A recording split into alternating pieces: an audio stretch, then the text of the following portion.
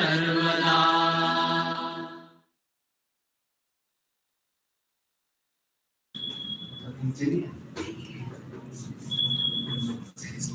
Yesterday is but a dream. Yesterday is but a dream. Yesterday is but a dream. Tomorrow only a vision. But today, well lived, makes every yesterday a dream of happiness and every tomorrow a vision of hope. With this positive thought in my mind, I, on behalf of the entire Vishwabharati fraternity, extend a hearty welcome to all present here on this virtual platform for the Memorial Debate 2023. Today, we are here to pay tribute and homage to one of the pioneers of this annual English debate, Shri S.N Ganju sir, our erstwhile General Secretary. Light and brightness has always been equated with positivity. Light symbolizes knowledge, and knowledge removes ignorance, just as light removes darkness. In the words of Swami Chinmayanand, which else shall beautify a home but the flames of a lovely lamp? Which else shall adorn the mind but the light of wisdom deep? May we now proceed further for the lighting of the auspicious lamp and the Swagat Geet. शुभं कुरुत्वं कल्याणम् आरोग्यं धनसम्पदः शुभं कुरुत्वं कल्याणम् आरोग्यं धनसम्पदः शत्रुबुद्धिविनाशाय दीपज्योतिर्नमोऽस्तु ते दीपज्योतिर्नमोऽस्तु ते दीपज्योतिर्परब्रह्म दीपज्योतिर्जनार्दनः दीपज्योतिर्परब्रह्म दीपज्योतिर्जनार्दनः दीपो हरतु मे पापम् सन्ध्यादीपनमोऽस्तु ते ओ दीपब्रह्मरूपस्त्वं ज्योतिषां प्रभुरव्ययः ओ दीपब्रह्मरूपस्त्वं ज्योतिषां प्रभुरव्ययः आरोग्यं देहि पुत्रांश्च पतिं स्वच्छामि मे सदा रवेरस्तं समारभ्य यावत् सूर्योदयो भवेत् रवेरस्तं समारभ्य यावत् सूर्योदयो भवेत् यस्य तिष्ठेत् गृहे दीपः तस्य नास्ति दरिद्रता शुभं कुरुत्वं कल्याणम् आरोग्यं धनसम्पदः शुभं कुरुत्वं कल्याणम् आरोग्यं धनसम्पदः शत्रुबुद्धिविनाशाय दीपज्योतिर्नमोऽस्तु ते दीपज्योतिर्नमोऽस्तु ते शुभं कुरुत्वं कल्याणम् आरोग्यं कुरुत्वं कल्याणम् आरोग्यं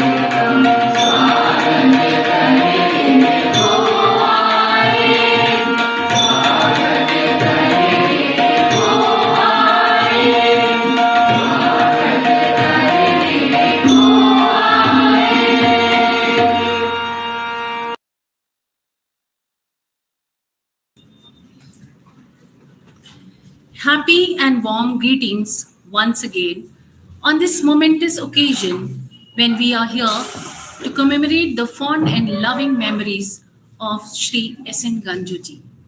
I extend a hearty welcome to our esteemed members of management, the backbone of Vishwabharati institutions. Their unstinted support, guidance, and cooperation has always motivated us. At the very outset, we seek your blessings and welcome you all from the core of our hearts. I also extend a very warm and hearty welcome to the reverend and esteemed members of jury who have to perform the tough task of the judgment today for today's debate. May I take the privilege to introduce them. Our first judge, Professor Sushant Kumar Mishra, has been working in the field of semiotic studies in Indian and European traditions for more than 3 decades. He has published numerous papers and books in these areas. As a researcher working in the studies of European languages, he tries to access the documents available in the original languages of Europe understand the trajectory of evolution of the European mind since Renaissance. Presently, he has been engaged in thinking of the concepts related to world literature in the context of India and Southeast Asian perspectives. A core faculty of JNU, he is presently teaching in Nalanda University, Rajgir, Bihar. We welcome you, sir, from the core of our heart. May I request our judges to please switch on their cameras. Our second judge is Ms. Rohini Bhatt, an accomplished professional with cross functional experience. She has taught in CBSE, ICSE, state boards, and also IGCSE. She is currently a consultant with Orient Black Swan. She is a person of varied skills, conducts ELT and general workshops for the teachers from primary, secondary, and senior secondary sections. She also mentors teachers through customized training programs and has created content and edited many leading school textbooks, developed curriculum and conducts language training programs for professionals of various industries, including IT companies. We welcome you, ma'am. Our third judge is Mrs. Chanika Dhingra, a visionary in English language. Madam Chanika Dhingra is more than an educator. She is a visionary in the field of ELT and curriculum development. Her innovative approach and rich experiences make her a true luminary in the sphere of teaching and learning. We welcome you, ma'am. Our fourth judge is Shri Mukesh Vashisht ji, certified RELO, that is Regional English Language teacher in teaching English for 21st century skills in October 2021. Currently working as a lecturer in a Delhi government school and is the recipient of State Teacher Award 2023. He is a teacher development coordinator and has acted as a resource person for enrichment program for class 12 students at Air Force School Chubruto Park, Delhi Cantonment in December 2022. He has also acted as judge for various competitions like essay writing for teachers and zonal level declamation competition and has contributed to the support material for class 10th Delhi Government Schools. We welcome you, sir, from the core of our heart. I also extend a very warm and cordial welcome to the principals of our sister concerns, principals of the participant schools, teachers, and all the orators. It is said that greatness lies not in being strong, but in the right use of strength and power. And strength is not used rightly when it serves only to carry a man above his fellows for his own solitary glory. He is the greatest whose strength carries up the most hearts by the attraction of his own. Such was the great soul, late Sri S.N Ganju sir. Today, we are here to pay rich tribute to the memories of Sri S.N Ganju. Sri S.N Ganju sir was a general secretary and like a father figure to the Vishwabharati institutions. Having served the institution for more than 30 years, he left behind a legacy of wonders created to fulfill dreams of imparting quality education to girls in the Kashmir Valley and children in general in the rest of the country. Rise, rise from the inception, he spearheaded the growth of Vishwabharati Public School Noida and Vishwabharati Public School Dwarka and was the guiding light who brought the schools in various parts of the country to its present pristine glory.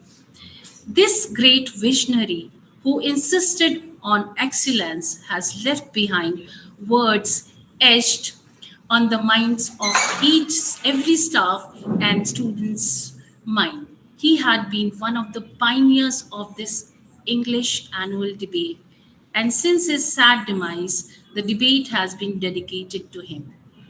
The legacy is now being carried by Dr. V.K. Ganju sir, the General Secretary of Vishwabharati Institutions.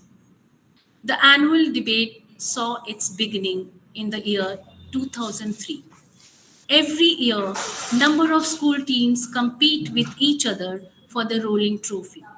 The notion behind such a venture is to pay our homage to the departed soul, as well as to give young orators an opportunity to bring their debating talent to the forefront. The greatest strength of the Vishwabharati institutions lies in the true community spirit that exists with the management, staff, students, parents, and all our well wishers. Our objective is to mold and help the individuals to grow and develop into a socially accepted and morally upright human beings, free to make his or her own choices in life.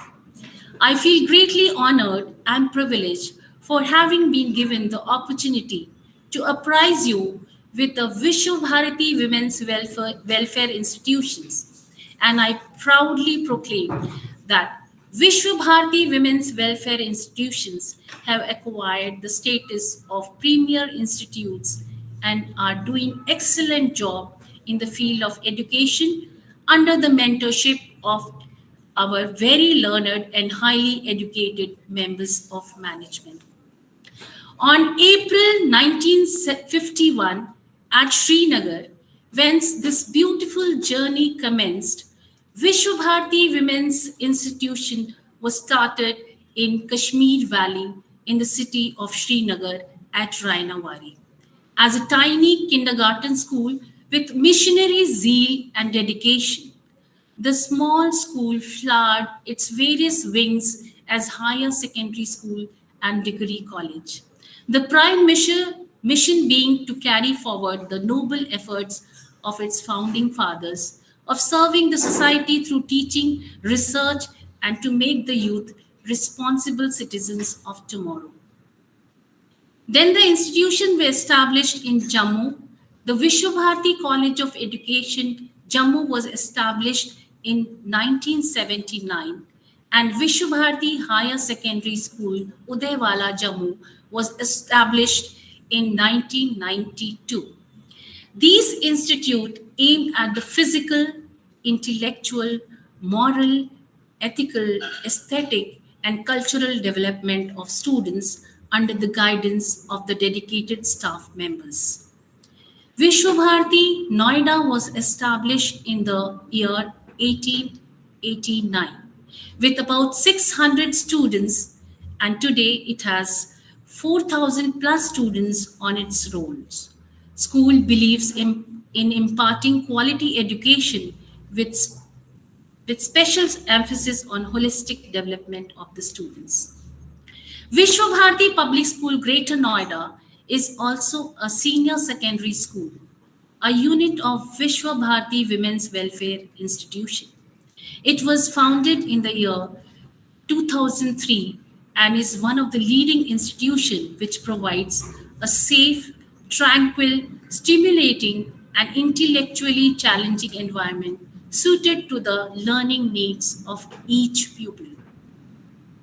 Vishwabharati School Ghaziabad, affiliated to CBSE, was established in the year 2015 in the heart of Ghaziabad and is spread in more than 2 acres of campus.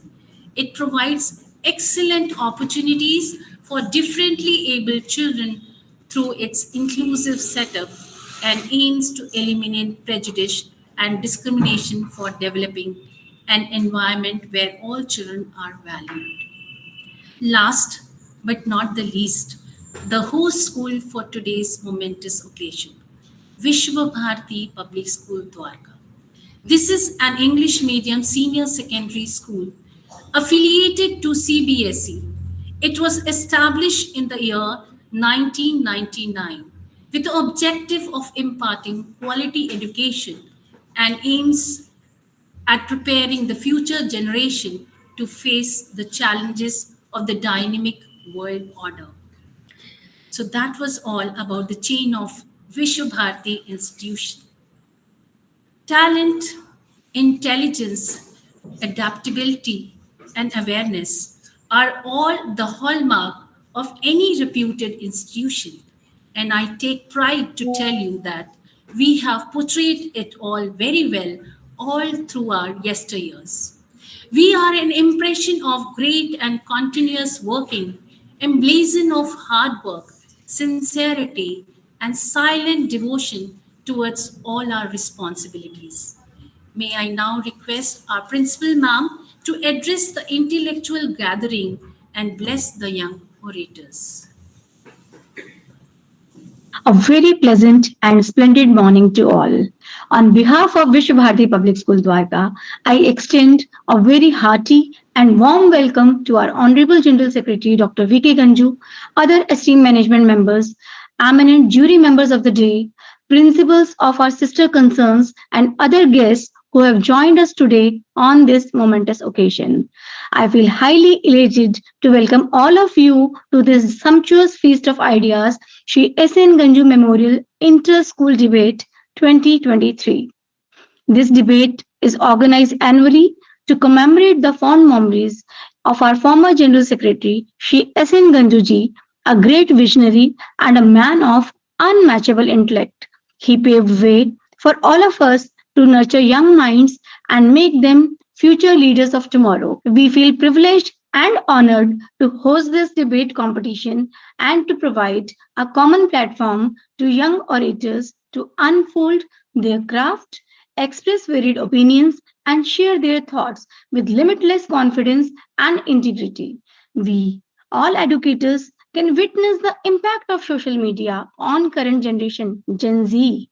So, the topic for today's debate, social media is the biggest trigger factor for the rising mental health issues, is chosen keeping in mind its contemporary relevance. We hope that the audience will have ample opportunity to consider this issue after today's discussion. I wish all the best to all the participants. Enjoy each moment of the competition as we debate with great earnest. Thank you.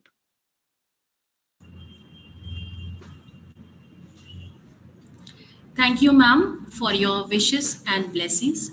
And now is the time to begin with the most interesting part of today's event, that is the Interschool English Debate Competition.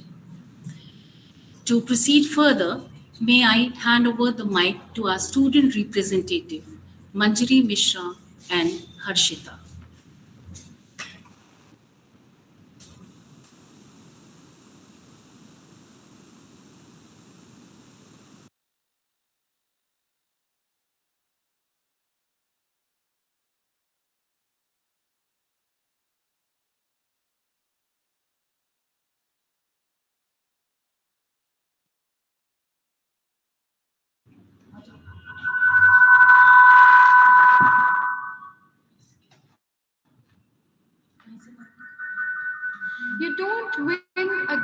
by suppressing discussion.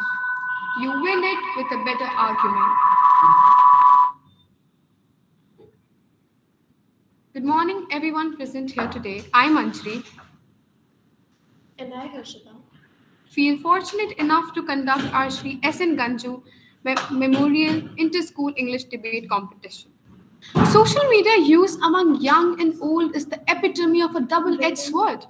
It's a tool that has privileged and ruined us both.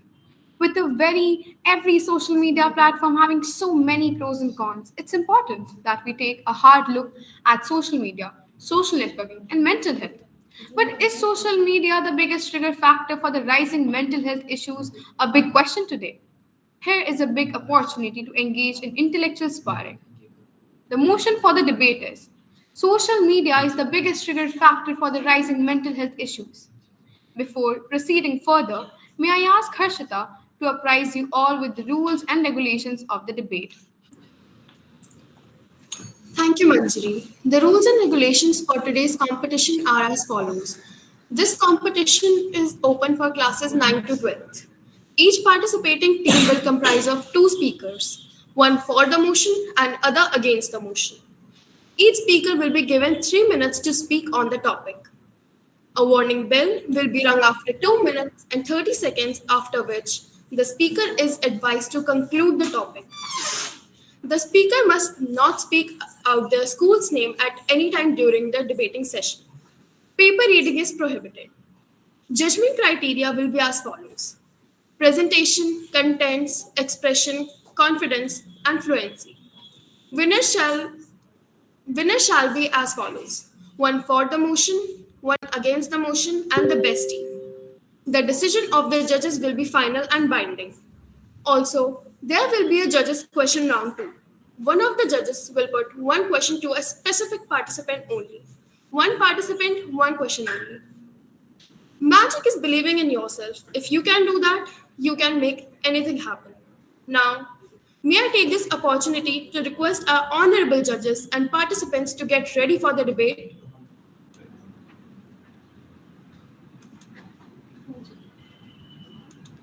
Let us begin with the most exhilarating part of today's event, Sri S.N Ganju Memorial Inter-School English Debate Competition. To begin with, may I now request Code A1 to present his or her views on the topic.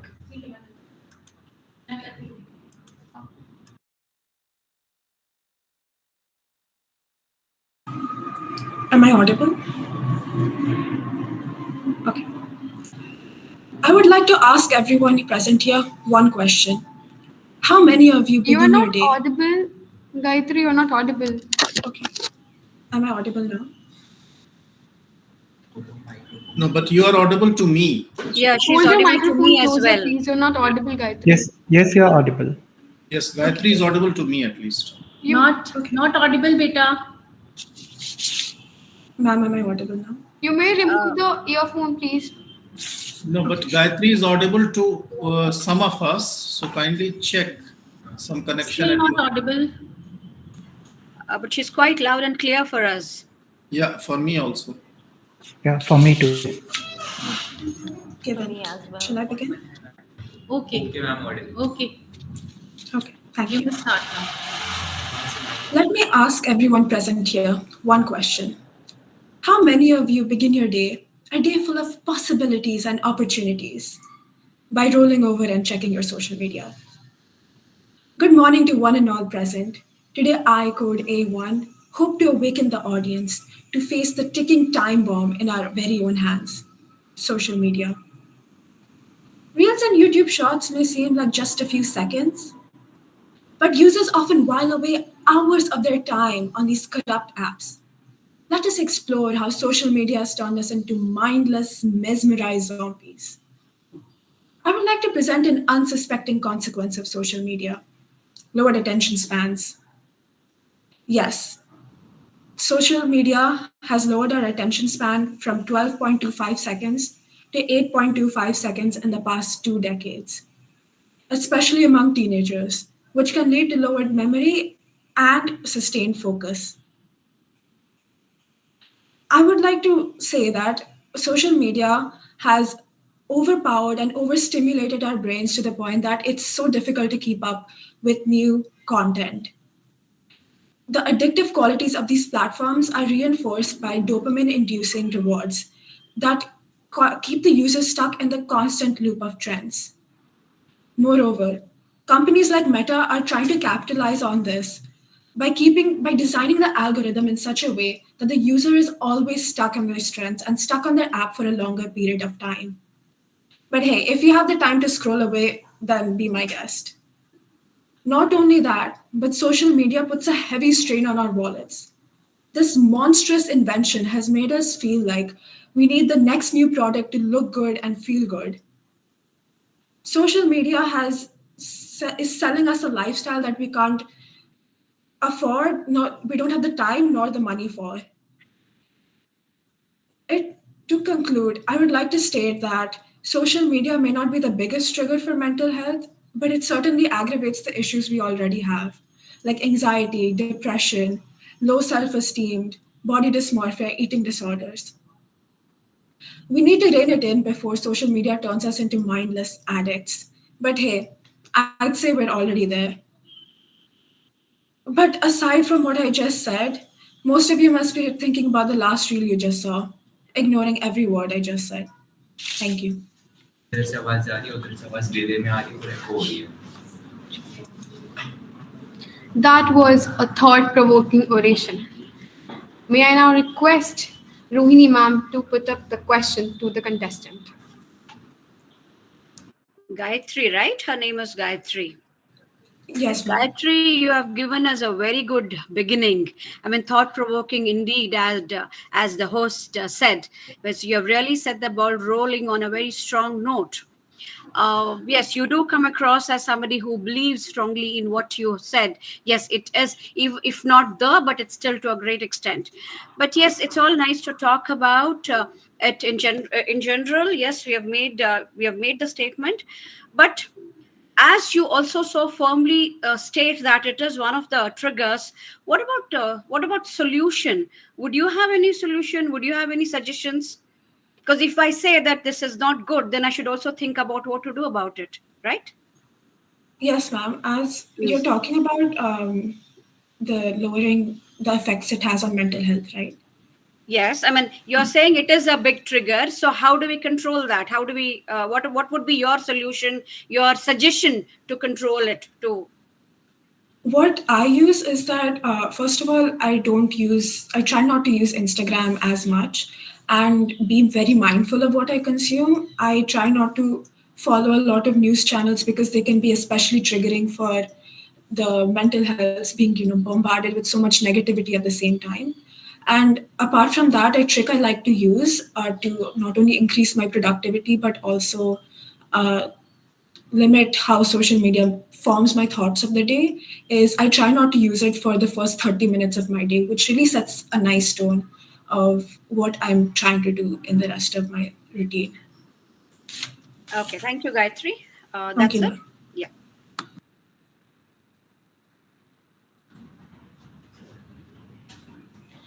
I would request code A2 to proceed further with against the motion and code B to be ready for the next performance.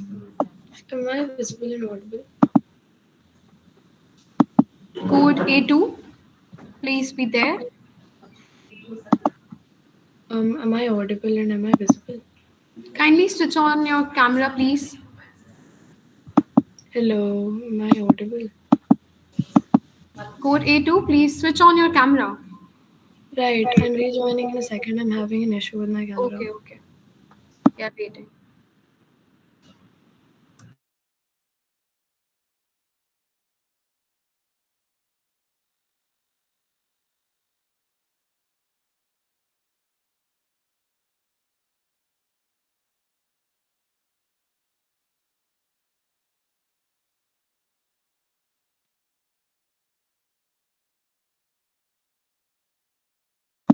Hello, am I audible and visible? Yes, you are audible. Right, let me know when to start. You may start. Okay, 1, to pray.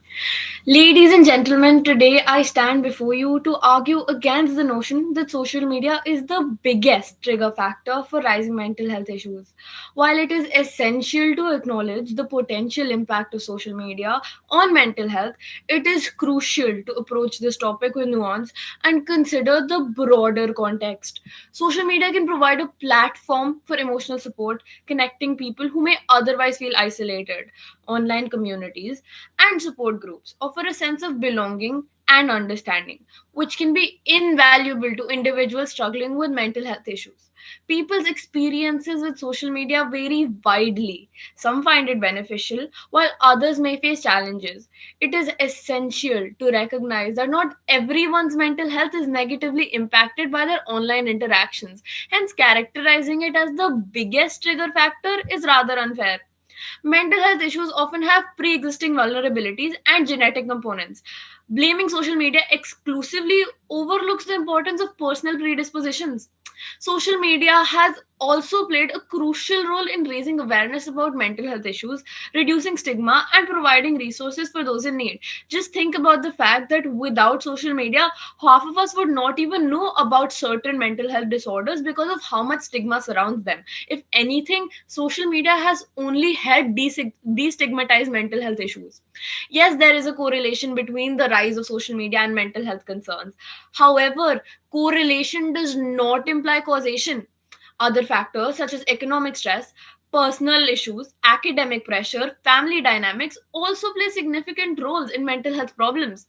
Social media users can find valuable information about mental health resources and coping strategies through educational content and professionals' posts. Some platforms offer crisis intervention resources, providing immediate support to individuals in distress. Sharing experiences and emotions on social media can be cathartic, and one may receive support and validation from friends and followers, which may lead to the person actually feeling like their struggle is valid.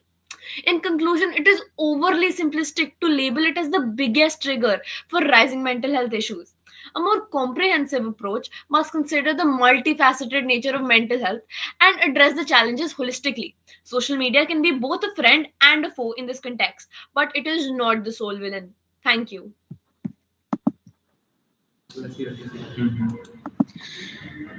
Indeed, you expressed it very well.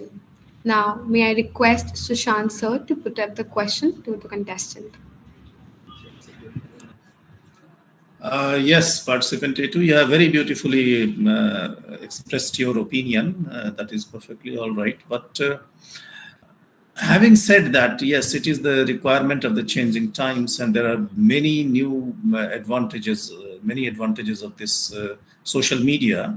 Don't you think that these advantages simultaneously will have disadvantages, not only for mental health, but for physical health as well? So, how to cope up with that? Right, sir. I believe that everything in this world has two sides, just like a coin, and everything is a double edged sword. There is no sword that is not sharp from both ends. So, it is up to us to decide how much we want to let it impact us, because in the end, it is in our hands.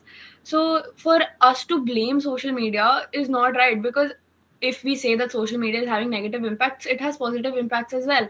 So we should limit our time on that app. There are time limits, there are, certain restrictions options on our phones that we can apply, that make us not that enable us to not open that app after the time limit that we've set for that app has elapsed. So it is essential for us to do that, instead of completely invalidating the concept of having a social space where we can share ideas, because if anything, it is a need of the hour. Because even right now, when the pollution levels are alarming, we are conducting our interschool, which was supposed to be offline, online.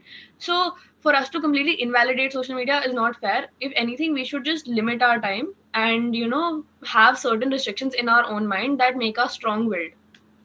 Okay, fine. Thank you. Thank you. Sorry for the interruption. Before we proceed further, it's a matter of immense pride and great respect that one of our esteemed members of management is here with us at our school, Dr. Viren Sehgal sir. Thank you, sir, coming all the way from Noida and sparing your valuable time with us. Thank you so much, sir. May I also pay my respect to our General Secretary, sir, Dr. V.K. Ganju. May I request sir to please switch on his camera? May I request Ganju sir to please switch on his camera? Okay, we welcome you, sir, from the core of our hearts, and we proceed further. May I hand over the mic to Harshita?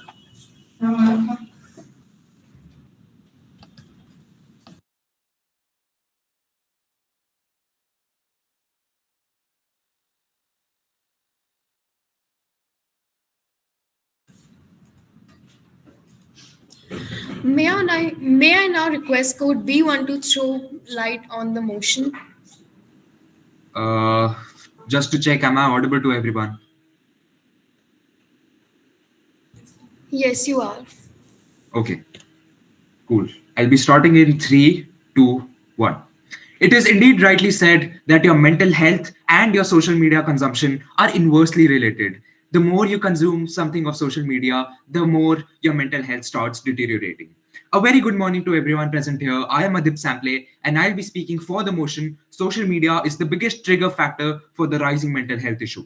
The two arguments I'll be putting forward today are firstly how mental health and related problems as a very concept has been popularized by the advent of social media. And secondly, how all spheres of mental health have been scientifically proved to be compromised by its usage. Firstly, we have all heard jokes about how everyone in the Gen Z seems to suffer from some or the other mental disorder.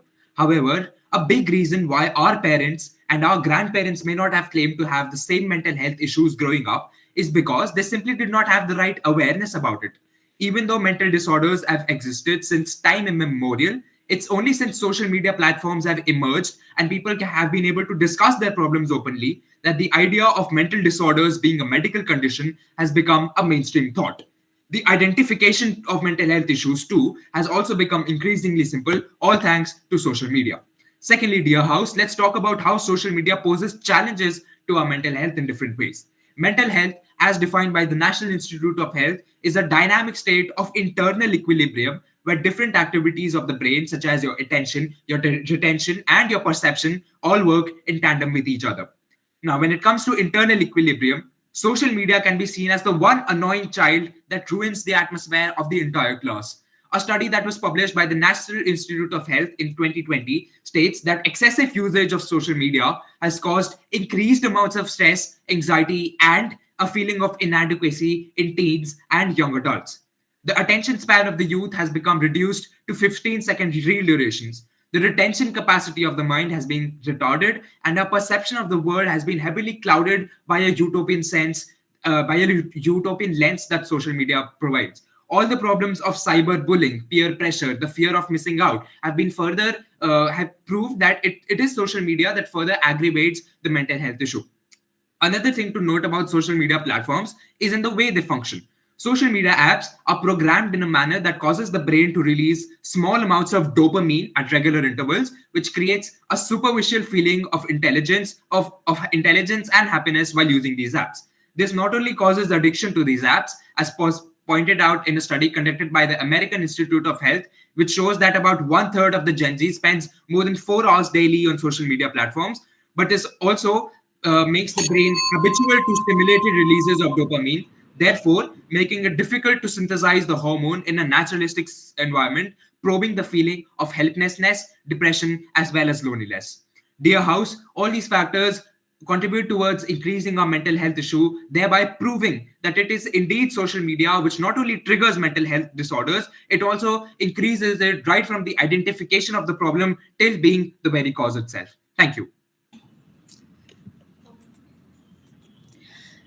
It was a quite enlightening one, but I'm sorry to say that you exceeded the time limit.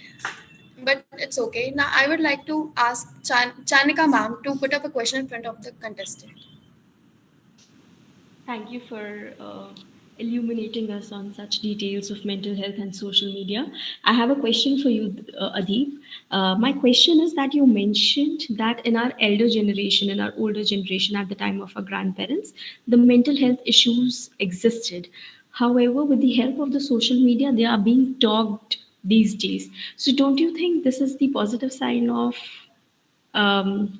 positive sign of this is a positive sign of social media for sure, but excessive talking and excessive existence of all the mental health issues around us makes do you think that it makes everyone feel that I might have certain kind of a social uh, I might have certain kind of a mental health issue which I might not? What do you think about this? That is exactly the argument I've put forward in my case. In the all these mental health issues have existed since human beings have there. Since we have Yeah. been in this world, we have had some amounts of mental health issues. It's only today that these issues have been identified so much, and now that we're talking about these so much, what it does is, in the youth especially, it creates a feeling of being a victim yourself. So when you see somebody talking about being an anxiety patient or a stress patient or someone who is autistic, you too compare similar patterns of your behavior to that person, and even without a doctor's prescription, you make yourself a self-diagnosed patient of XYZ mental disorder. So And how do you think we can cater to this major issue that has been erased, that is being, enlightened or maybe excessively focused by social media? And firstly, we need to teach. Firstly, we need to teach the young population that that mental health is a very serious medical condition, and it's only when a doctor, a person who has studied a certain subject, who studied medicine for X amount of time, who actually tells you that you are suffering from this problem, that you actually get to say that, oh yes, I'm suffering from anxiety, and this is the line of course, that this is the line of action that's been provided to me. And we should not just go online, look for symptoms, compare them to us, and just start saying, "Ye, we're mental disorder patients." And it's only social media which has probed this feeling of being a victim and being a victim yourself. Yeah. Thank you for your response. Thank you.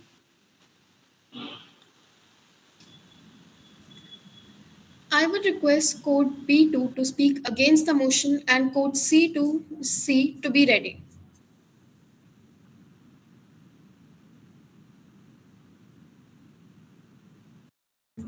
Code B2.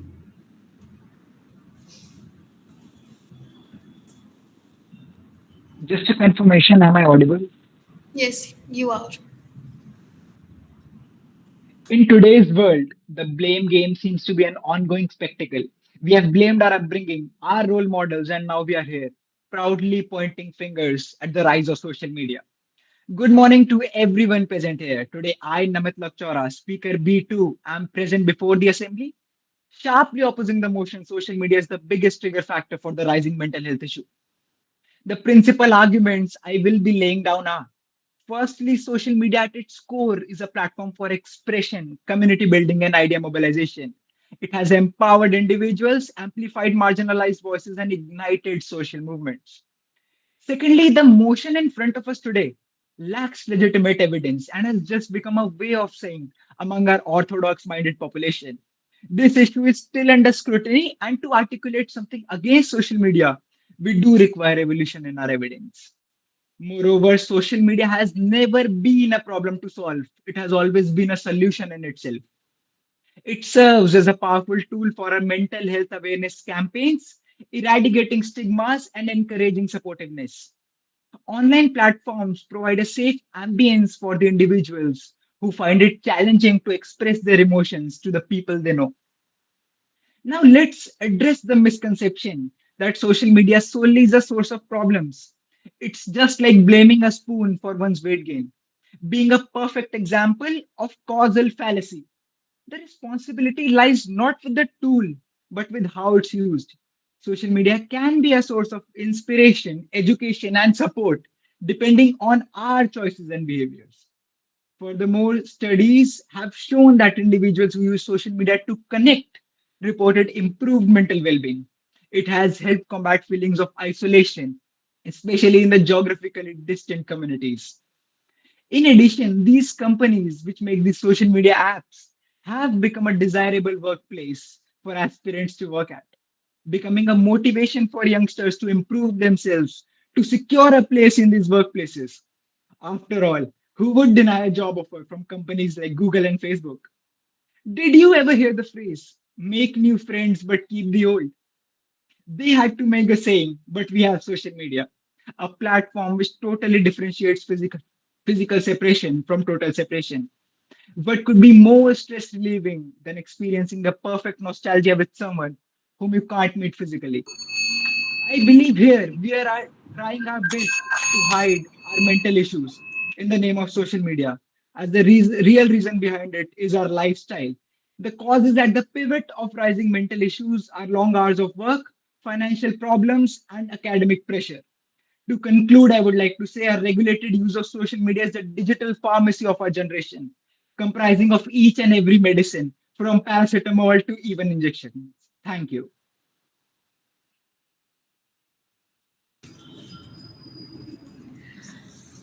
You surely dilated our views. Now I would request Mukesh sir to put up a question in front of the contestant. Thank you. Am I audible? Yes. Hello. Yes. Namit, first of all, congratulations and that you have presented your views very nicely. Mm, Namit, we talk about the fear of missing out, FOMO. So, in this age of nuclear family, the social media is helping to bind the society, as you said. But can you just put some light on how a school can deal with such situation? Is there any role of school so that social media can be used to come out from that FOMO? Sir, I believe school has an important role in everyone's life. Our upbringings are dependent mainly on our schools and the way our parents treat us. Sir, I believe the school can surely focus on building communities on social media, eradicating those fears of FOMO, and helping everyone combine. In today's world, we do have WhatsApp groups for every class, and we had conducted Zoom meetings for our online classes as well during the Corona period. It was all possible due to social media, and many schools have now adopted these modern chains of mobilizing the whole communities of the school on social media so that no one is left out and everyone is allowed to participate and take decisions individually on their level. I hope it answers your questions. Thank you, Namit. I request code C1 to exhibit their views on the motion. Am I visible and audible? Yes, you are. Okay, I'll be beginning in three, two, one. I quote, don't believe everything you view on social media just because there's a picture and a quote next to it. I unquote Abraham Lincoln. Greetings, everyone present here. I am Pratyaksha Singh. Today, presenting my views on the motion. Social media is the biggest trigger for rising mental health issues, and I stand for the motion. I stand in its favor. Social media is a platform where we can share our opinions, information, views, manipulated posts, and offensive comments without the fear of any without the fear of any problems or any consequences. We the people with moral values might not misuse this power that we have. But do you really think that 4.8 billion users of social media all have that intention? Multiple studies show the relation between high social media usage and a sharp rise in the risks of depression, anxiety, and many other mental health issues, leading to even suicidal thoughts. Content that people consume on social media is highly addictive, as stated by a study at Oxford. Social media users get anxious and stressed when they do not see a new notification, states the study at Cambridge. Social media is a platform which keeps a person in illusion. It keeps them in a bubble where they think that they're connected to the world, where they think that they're globalizing and aware about the situation around them, when in reality they are far distant from what the real world is. Social media promotes many negative experiences, such as comparisons, which is more likely in teens. Even when teenagers are aware that the pictures they view on social media are either manipulated or part of a propaganda, they still tend to compare their lifestyles, their looks, their goals on social media. Isolation. A study at the University of Pennsylvania shows that high social media usage can lead to the feeling of isolation and loneliness. That's irony right there. Cyberbullying. About 10% of the people on social media have reported cyberbullying, while while others are at risk of negative comments. Depression, anxiety, and ADHD is caused by short content consumption and fast changing trends, which 66% of us are already victims and others are at high risk. There is a reason why most of the CEOs, founders of social media, such as Mark Zuckerberg and Bill Gates, don't allow their own children on social media. This round the clock hyperconnectivity to the phone can cause impulse control problems, where about 18% of the social media users are very aggressive.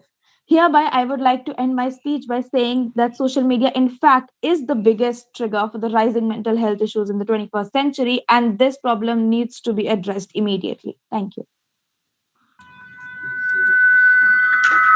Thank you so much, Coach C1. You truly well expressed the pros of the motion. And now I may request Rohini ma'am to please put up the question to the speaker. Yeah, congratulations, Pratyaksha. Your views came across quite clearly and quite strongly. And even the language you used, I mean, shows how much you perhaps have believe in it or your conviction, etc. Fine. You ended by saying that social media is the biggest. Would you also say that is it only trigger?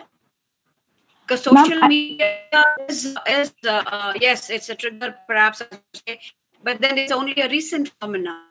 So the mental health issues existed earlier too. So would you say the question is in two parts? Would you say it's only trigger?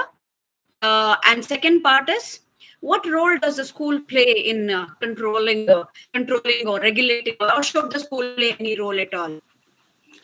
Ma'am, firstly, I would like to say that social media is not the only trigger, but I certainly do believe that it is the biggest one.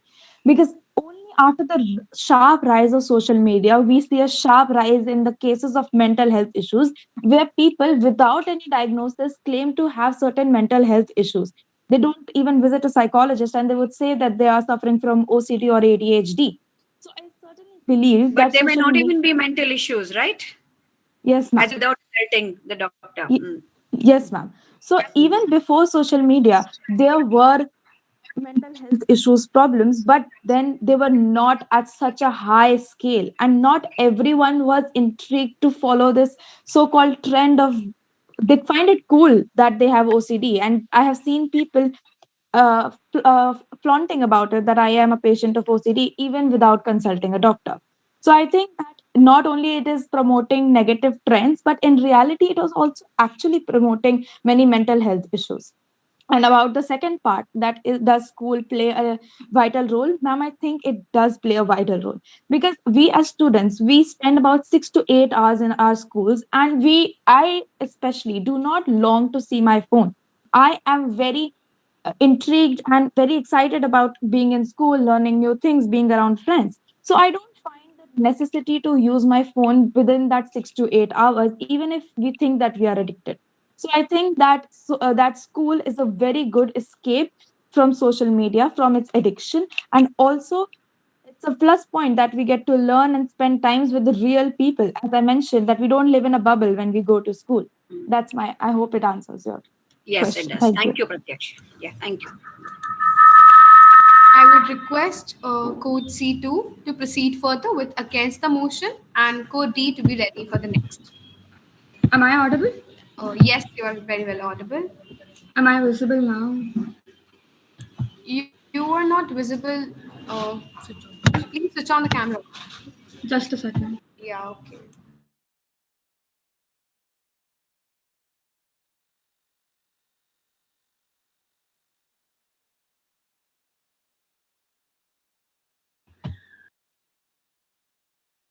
Am I visible now?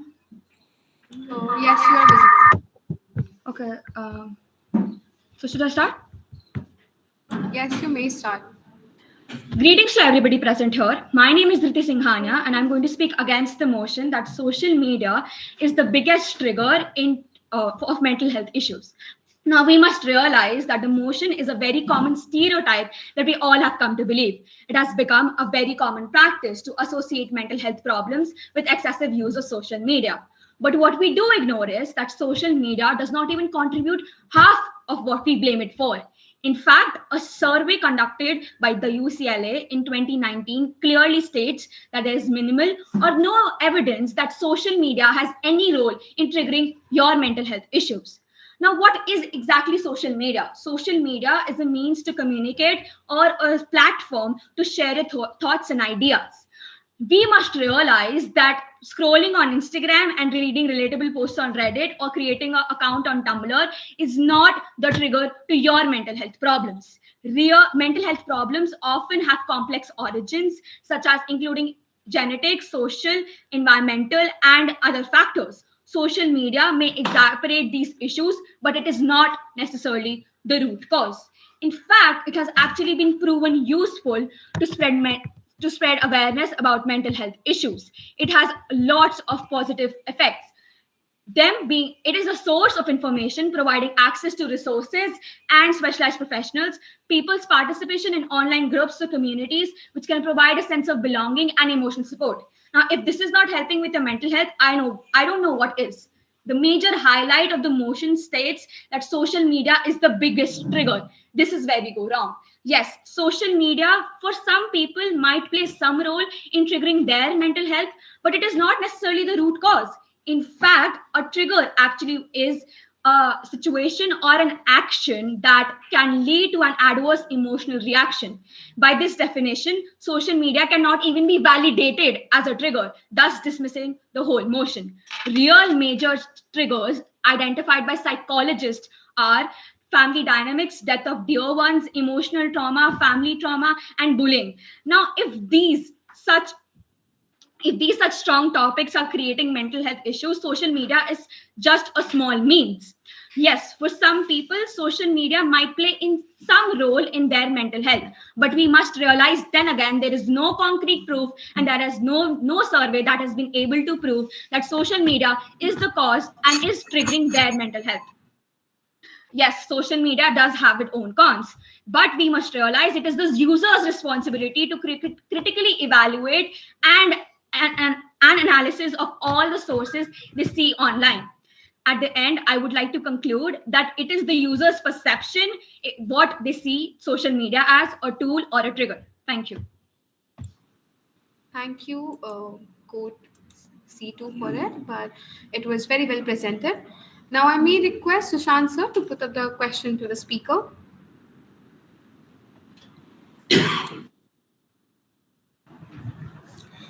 Well, very nicely presented, Dhriti, though you exceeded, I think, a bit by a few seconds the time. That's all right. Uh, well, you have defined the terms very well. That is one good strength that you have. But tell me, that do you think really that in the present scenario, the, any social media that we use, okay, any social media that we use can lead to mental health issues that may be affecting the personality traits of a person for the entire life? So then again, if we talk about social media, it has now right now it has been painted as a bad picture. What we do ignore is that it is not the cause of social media. It is your problem how you perceive it. There's a lot of people who use social media on daily basis because of their work and because they're forced to, but they have been kept away from the mental health problems because they are being cautious. Anybody who's not being cautious on social media or is very involved can definitely actually been affected by social media and they can have mental health problems. But then again, it is all based on the user and you cannot blame a platform for that. No, but it can alter. My question is about the personality alteration for the lifetime. It can definitely, sir. If you are very involved in social media and if you are generally greatly affected by it, then I do believe that it can alter your personality traits, something you might carry for your whole life. So positive or negative? Then again, it is how you perceive it. A lot of people have actually taken positive impacts from social media, but a lot of people also have the negative impacts. So has two points. Thank you. Thank you. Thank you, sir. I would like to call Code D1 to present their views on the motion.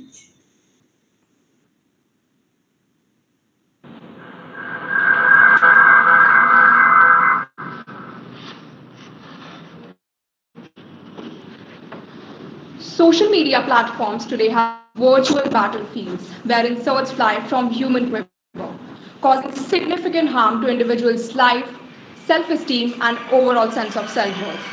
Good morning to one and all present here today. I, Tia Saxena, Code D1, stand in front of you to respectfully challenge the opposition, presenting a perspective about how social media is the biggest trigger factor for rising mental health issues. Have you ever wondered why do we all use social media? It's the attention, constant and temporary pleasure that we all look for. But why do we crave this pleasure? Because our brain releases a chemical named dopamine, which produces the feelings of constant pleasure, satisfaction, and reward. But when we don't get the desired number of likes or comments, this leads to anxiety, stress, and self doubt. You'll be surprised to know that social media addiction is equivalent to a drug addiction because of the same dopamine rush a drug addict gets. Consequently, this leads to severe mental problems like anxiety, stress, and depression. Can you tell me how many hours do we all spend on social media every day? It's about 2.5 to 3 hours. And among teens, it's 4.5 to 5 hours with an average screen time of 8 hours per day. And teens who spend more than 5 hours on it are more likely to experience depression. And it's not just us, but also kids who are falling in this trap. The increased use of social media has deteriorated the concentration power of the entire generation. Many kids have started developing severe mental problems like ADHD. And what's more dangerous is that many of them are even experiencing anxiety and panic attacks. Social media has not only enslaved us but also questioned our self worth and safety. You'll be shocked to know that our attention span has been reduced from 12 to 8 seconds. Why do we need somebody's validation that if somebody would comment, you're looking beautiful, then only I'm beautiful? Otherwise, I'm not. Why can't we keep ourselves happy, appreciate our own beauty? No wonder, in a world of social media, why everyone's depressed. We just blindly scroll through the timeline of others with envy, regret, and little appreciation of their own lives. WHO has made a shocking prediction, a mental health pandemic by 2050. And believe me, it would come early if we don't improve on it now. No doubt it's an alarming situation, but our mental peace and happiness is still in our hands. I believe that the very existence of social media is built upon humanity's inherent desire for attention. By capitalizing on our attention, they create billions of dollars and we end up with a screwed up mental state. Lastly, I strongly affirm that if we don't do anything about it now, the next generation will be a generation of mentally unstable, fragile creatures. With this, I rest my case. Thank you. That was a captivating deliverance. May I request Ms. Chanika ma'am to put up a question in front of the speaker? Sure. Thank you. Thank you, Tia. It was enriching, I would say, a stance. You spoke a lot about the reports as well as other scientific reports and details. I have a question. You mentioned that how people are exactly craving for certain levels of attention and pleasure, and the levels of dopamine released in their brain gives them that pleasure and If somebody comments on their picture that you're looking good, then only they believe that they're looking good, and that gives them certain levels of satisfaction. Now my question is that, do you think that when we say social media's impact on mental health, are we only talking about social media platforms like TikTok, Instagram, Facebook, or are we also considering platforms like Google, search engines like Google? We are talking about search engines like you know Explorer, or we are talking about Chat GPT. So I would suggest you, if you can think a social media from a broader perspective and not just these platforms like Facebook, TikTok, and Instagram, and rethink about mental health issues. Are other platforms also contributing in the rising factors of mental health issues? And talk a little about it. First of all, thank you, ma'am, for asking such questions. Okay, so I strongly believe that it's not just only social media here that contributes to such mental problems, but also like as you said, search engines like Chrome and like other that, because we get the like it gives us the opportunity, or some like it gives us the opportunity to get all through these Instagram and Twitter and everything, all of the social media handles. And due to that, when we post something, or like when we are connected on social media, it's not just like we are connecting with someone, but it also affects our mental health. As we just first of all we think that we are connecting with them, chatting with them, but when it gives us the freedom to scroll anything, to look for anything, there are so much negativity on social media which promotes even like violence. It's not just on like it just mentally harms us as well, and violence in any part of the world. Like for example, if you post a tweet about someone, and it could mentally affect people in like so many ways. And through search engines, like if we don't even have apps, we can publish such articles which definitely leads to violence and even disrupt somebody's mental health. So yes, ma'am. Thank you. Thank you for your response, dear. Thank you, Chanika ma'am. I request code D2 to proceed with against the motion and code E to be ready.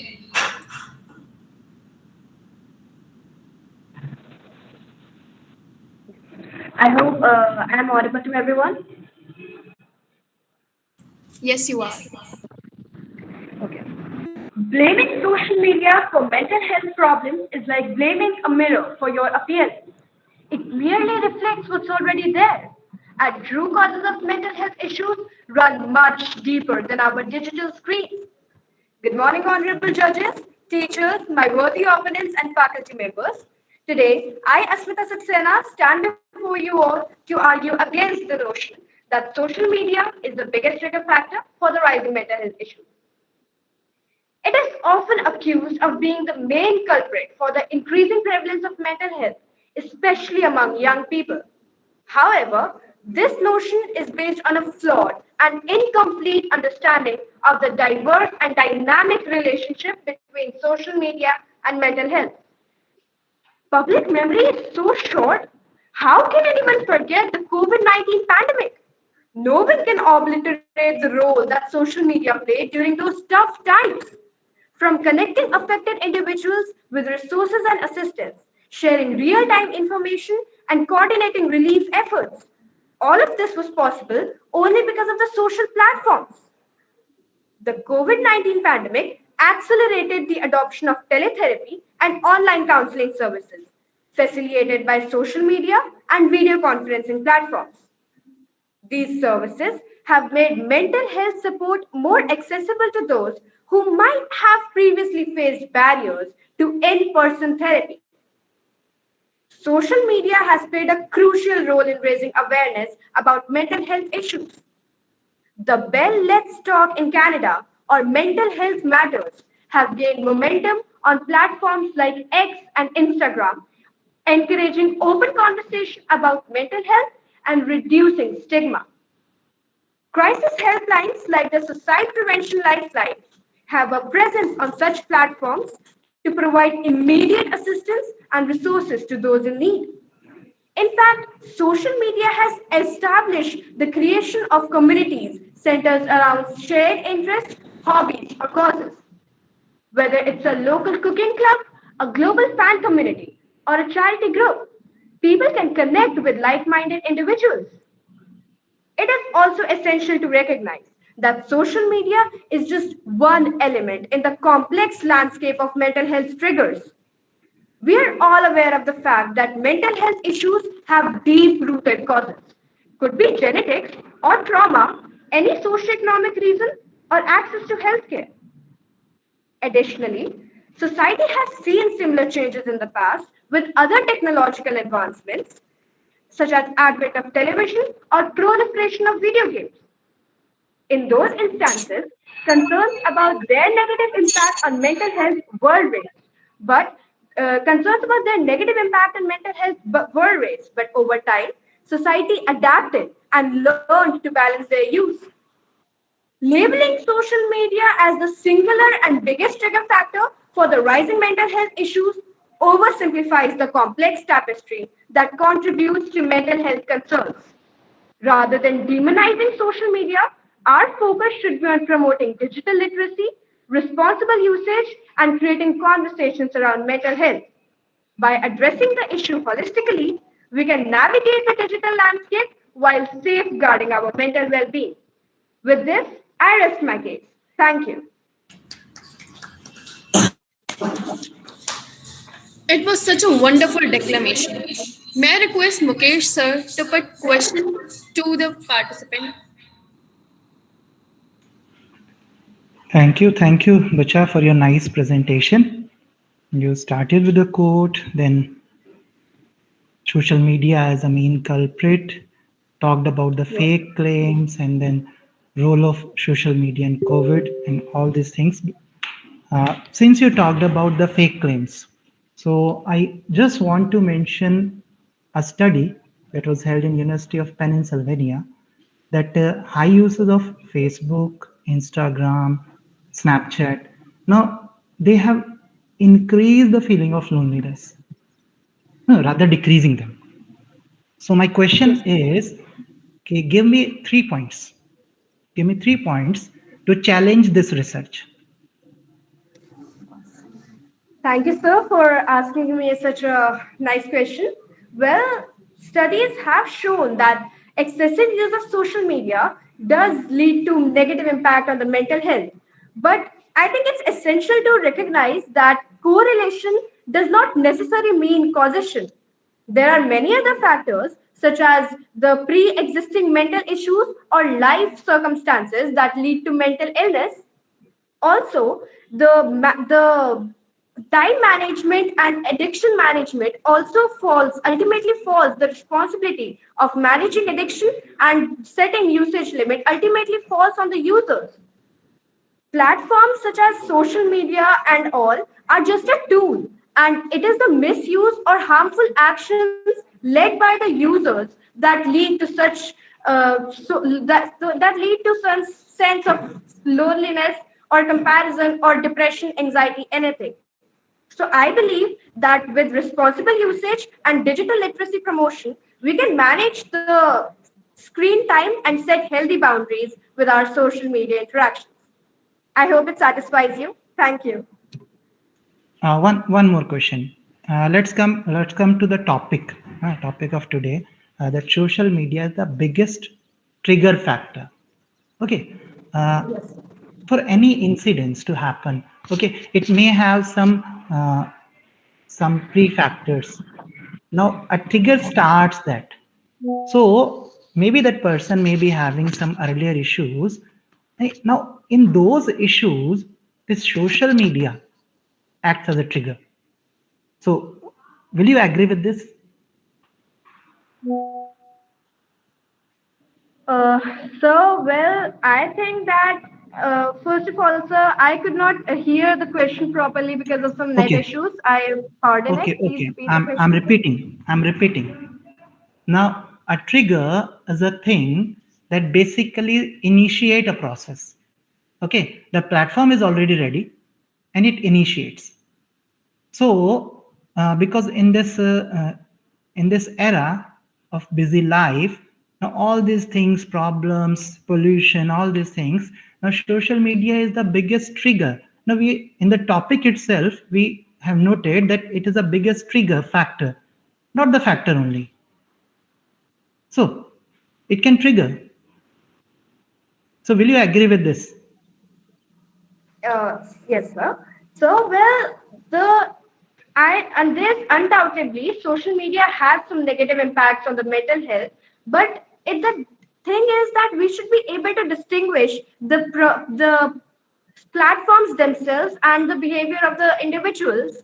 Like social media platforms are just tools, as I mentioned earlier. So we should be able to set healthy boundaries with our social interactions and be able to manage our screen time accordingly. So the social platforms are just a tool which you can use, but managing your addiction and setting usage limit is the key point to have healthy boundaries with your digital interactions. I hope it satisfies you. Thank Yeah. you. Thank you for expression. Thank you so much, sir.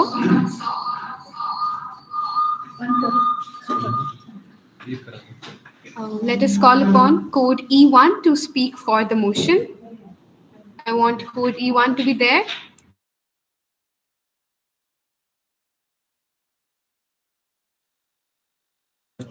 May I have code E1 here, please?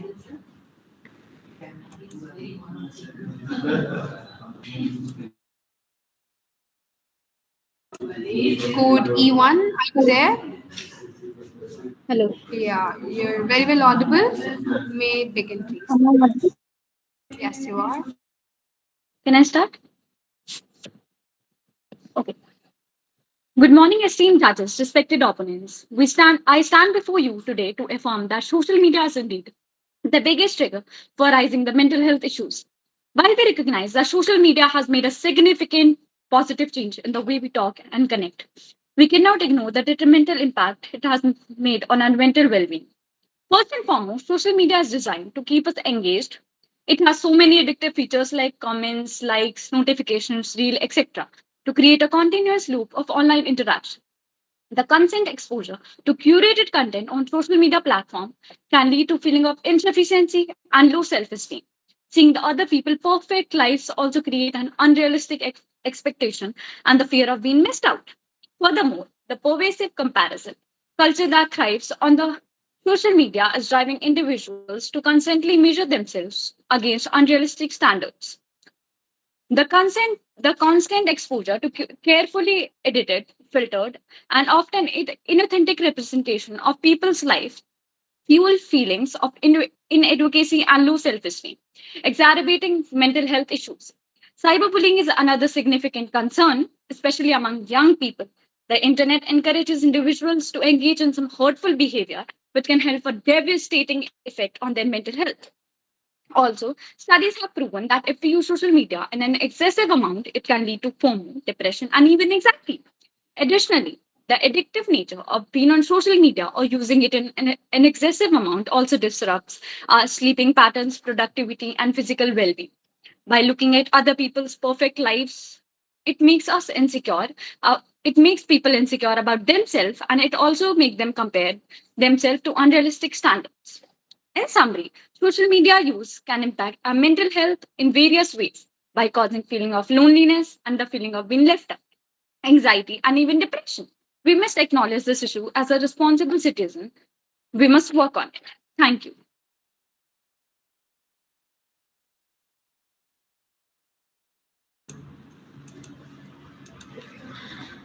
Thank you. That was a wonderful speech. Uh, may I now request Rohini ma'am to put up the question to the speaker? Yeah, hi Shreya. Okay, you're well expressed, I must say. Yes, you mentioned social media. You mentioned the kind of. I'm audible, right? Yes, ma'am. Yes, ma'am. Yeah, okay. You mentioned social media. You brought in cyberbullying. You brought in many other points as well, and you also mentioned the internet, right? Yes, ma'am. Yeah, you covered all this, and it's also quite a generalized aspect. I mean, there are quite a few generalized aspects as well. But what I would also like to ask you is that mm, triggering mental illness or mental health, etc., etc., that is one part. When you talked about internet and the bullying, would you say the social media alone is responsible for it? I mean, social media has helped us, yes, even during the pandemic, we saw that. So why do we look at only this part of the social media? Bullying, as you yourself mentioned, is possible otherwise too. So how do we balance it? I mean, what would you say? Because there are the other effects at the side of it to the social media, and social media, as you said, includes the internet, everything, not just these sites. Yes, ma'am. Ma'am, do I have to tell how to stop the cyberbullying, or do I have to tell that it is not only the... Cyberbullying alone. I'm asking a general question because you talked about bullying, you talked about all this. I mean, why do we blame only social media for triggering all these? There are other aspects as well. Ma'am, Or yes. is the social media? Yeah, Ma'am, continue. we Yeah. only blame social media because it's like trending these days, and basically, if you look over the news, and if we in journal, people usually talk about cyberbullying because it's like very common these days, and other bullying is like a old topic to talk about, and this is something new. So basically, people like to focus on something new more, I guess. Yeah, but that doesn't mean that we ignore the others, right? Ma'am, no, we don't ignore the others, but right now, as we are talking about cyberbullying, it's like different expect of bullying in other way. Okay, fine. Yeah, thank you, Shreya. Yeah, Thank you, ma'am. yeah.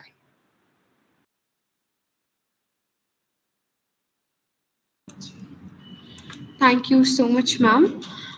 I request code E2 to speak against the motion and code F to be ready. Code E2, please be here. Am I audible? Yes, you are very well audible. Okay, I'll start now.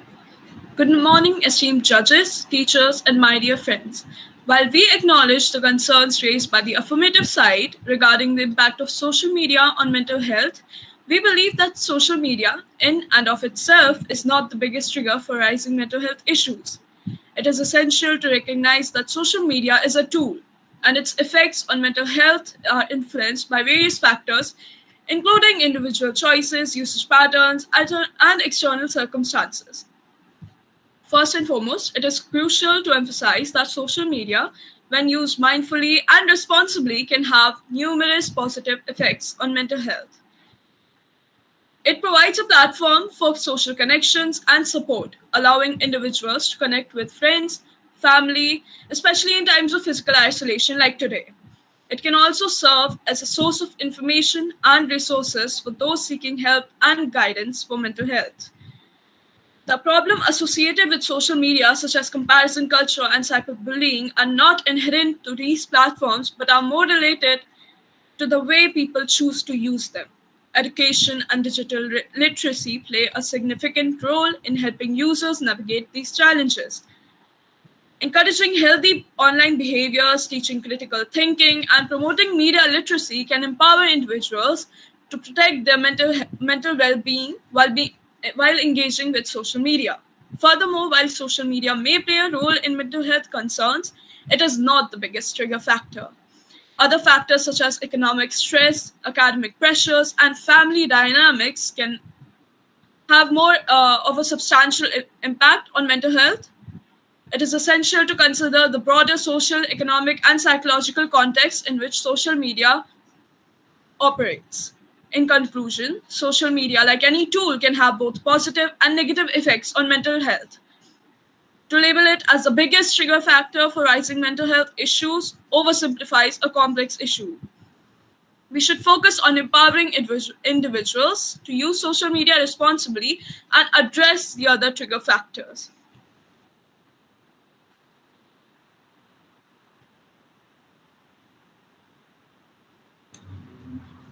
Thank you. That was quite informative speech from you. I know. May I request Sushant sir to please put up the question to the speaker.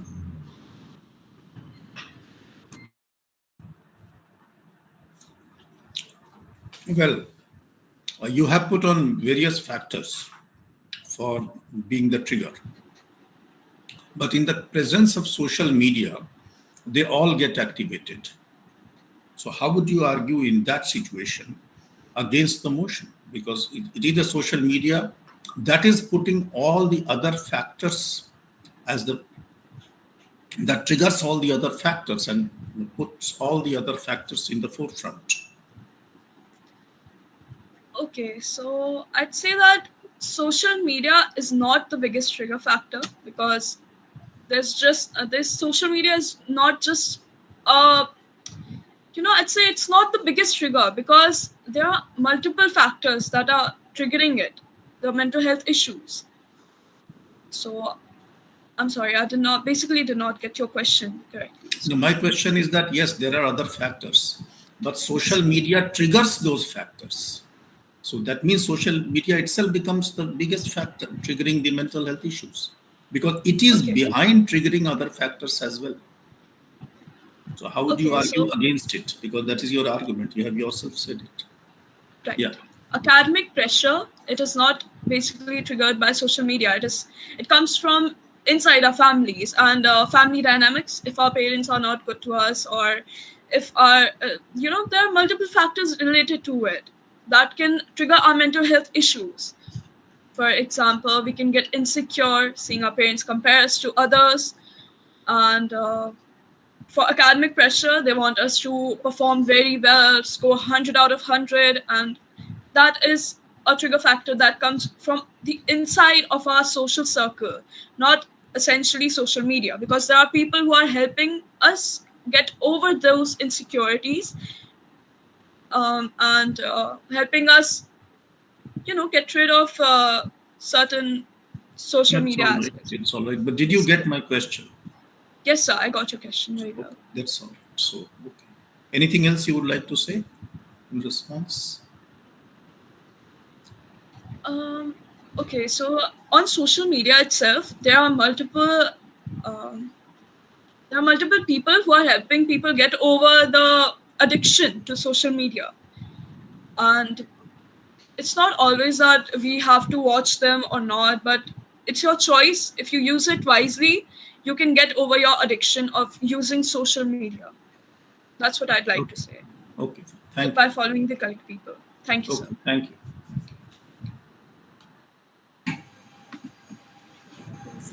Thank you, sir. I request code F1 to present their views on the motion.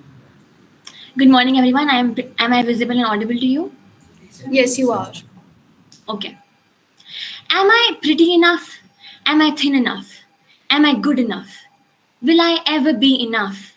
All of these questions haunt the minds of young children as they scroll on their social media feeds every day, watching picture perfect posts of their peers who seem to be living perfectly flawless lives, lives that they might never be able to achieve because of their unattainable standards, thus having a severe impact on the overall mental well being and self worth of this vulnerable generation. Good morning to one and all present here. Today, I, Jasmeena, will be speaking for the motion. Social media is the biggest trigger factor for rising mental health issues. We live in an age where social media has become an integral part of our daily lives. While it is a powerful tool for communication, it has become the epitome of a double edged sword. There's an old saying that comparison is the thief of joy. And nowhere does that seem to be truer than on social media. Posting a picture on Facebook, Instagram, and Snapchat can be fun, but the ability to easily hide your imperfections is dangerous. Even American actress Blake Lively said that 99.9% of the time, photos posted by celebrities are photoshopped. Additionally, these platforms are used to spread hate, which can leave people with lasting emotional scars.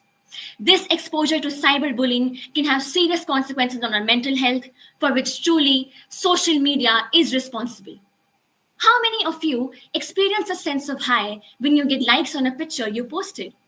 The shares and likes release dopamine, resulting in a high similar to the one we feel when gambling or using drugs. These platforms are designed to be addictive, so it becomes harder and harder for anyone to resist them. You might have the intention to watch Instagram reels for 5 minutes, and the next thing you know, 15 minutes are gone. We're all guilty of compulsively checking our phones. Maybe you're worried why you were invited to a friend's birthday party. This can end up causing stress, and we have FOMO, or fear of missing out, to blame for that. FOMO compels you to check your phone every few minutes and respond to each and every notification.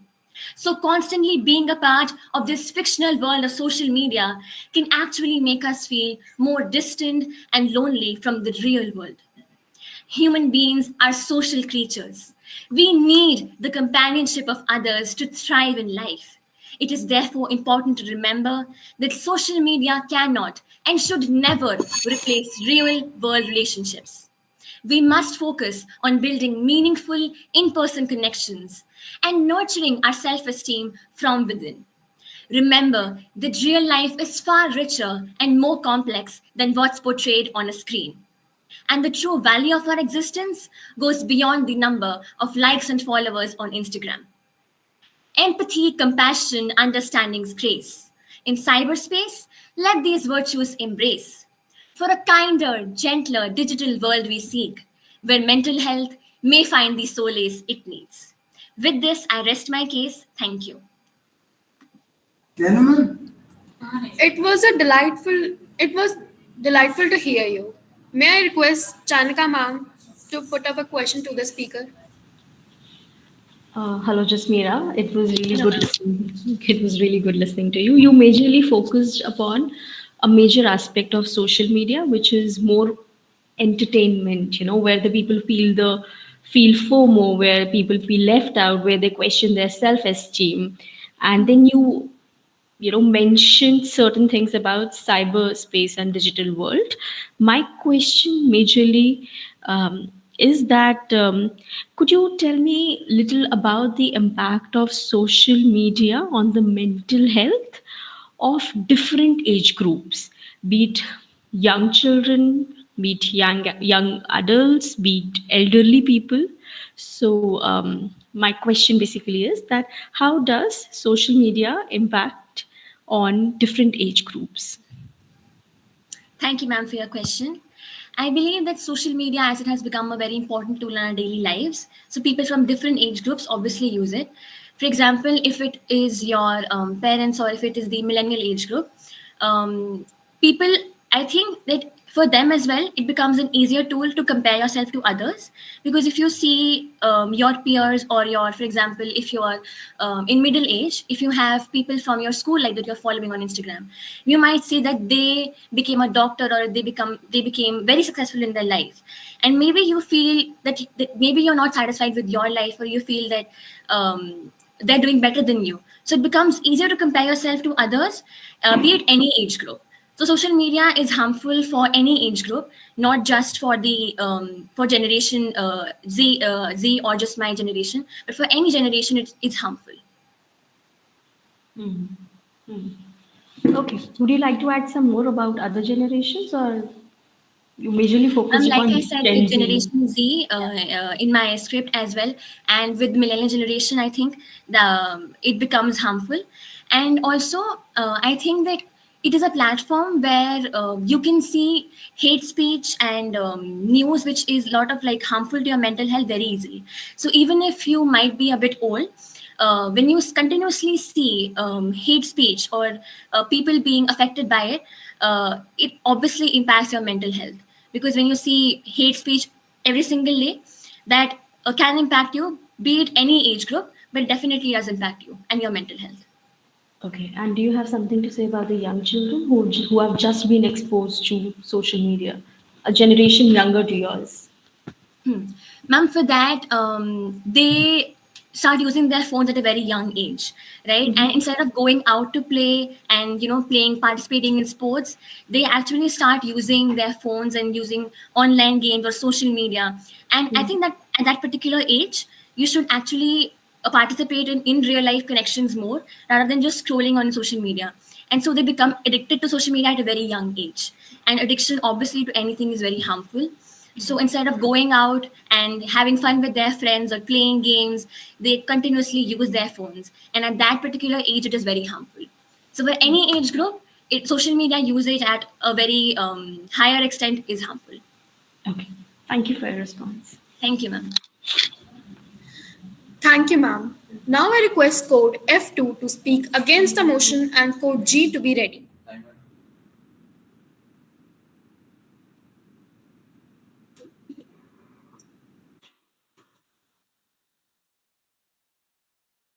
Am I audible and visible?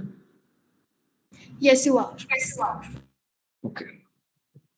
You don't need a marketing company to advertise your brand today. You can do it yourself with your social media following. Well, these are not my words, but that of Forbes #1 social media power influencer, Sean Gardner. To everyone present in this room today, I'm sure most of you would be having smartwatches on your wrists. But how many of you use that to do the regulated breathing, walking, or running exercises? I'm sure that in a room full of almost 50 people, not even 10 would check even one item on the list. But still, when it comes to putting blame, let's blame social media. After all, it won't be defending itself by coming out of our screens. Good morning, everyone. Today I'm here to express my views firmly against the motion on the floor. We live in a world where health is getting complex day by day. The Mayo Clinic describes clinical depression as a mood disorder that causes a persistent feeling of sadness and loss of interest. It's high time we realize that mental health issues come under the umbrella of a variety of problems. Recent studies at Harvard Clinical Lab have proved that majority of mental health issues are something that we inherit as a part of our genes from our parents. If someone is born with an iron deficiency, you cannot blame the McDonald's burgers they're having is making them lazy. No wonder that junk food makes us lazy, but if someone is having an inherent shortage of iron, then without proper supplements and care, they will be lazy and cannot perform day-to-day activities like you and me. Similar is the case with mental health issues. If someone is born with a different wiring of their brain, then no amount of being away from social media will prevent them from, let's say, having ADHD, anxiety, depression, etc. We need to acknowledge the biology of the condition. My counterparts have asserted that social media is a hoax environment, to which I also agree to a certain extent. The rank one holder of your class is not sharing their all-nighters on their Instagram story. Every other influencer talks about how their so-called workshop can fix your depression, even though they would be the one thinking that psychology starts with a S. Why are we not talking about the trauma that people face that forces them to jump off buildings? Why don't we blame our unhealthy lifestyles, which forces us to be alone in a corner of a room, away from humanity, and thus triggering our antisocial responses? The unfortunate case of Sushant Singh Rajput, was it because of social media or because of ignorance of people around him? Think again. Listeners of this esteemed house, social media might be a trigger factor, but ignoring biology, medicine, and other social relationships has far more effect on one's worsening mental health conditions rather than a screen time of 6 hours per day. Social media connects, not just divides. It's not the only trigger for mental health diets. Support, awareness, and friendships it can bring. Let's use it wisely. Let our hearts sing. With this, I rest my case. Thank you. It was very well spoken. May I request Mukesh sir to put a question in front of the speaker?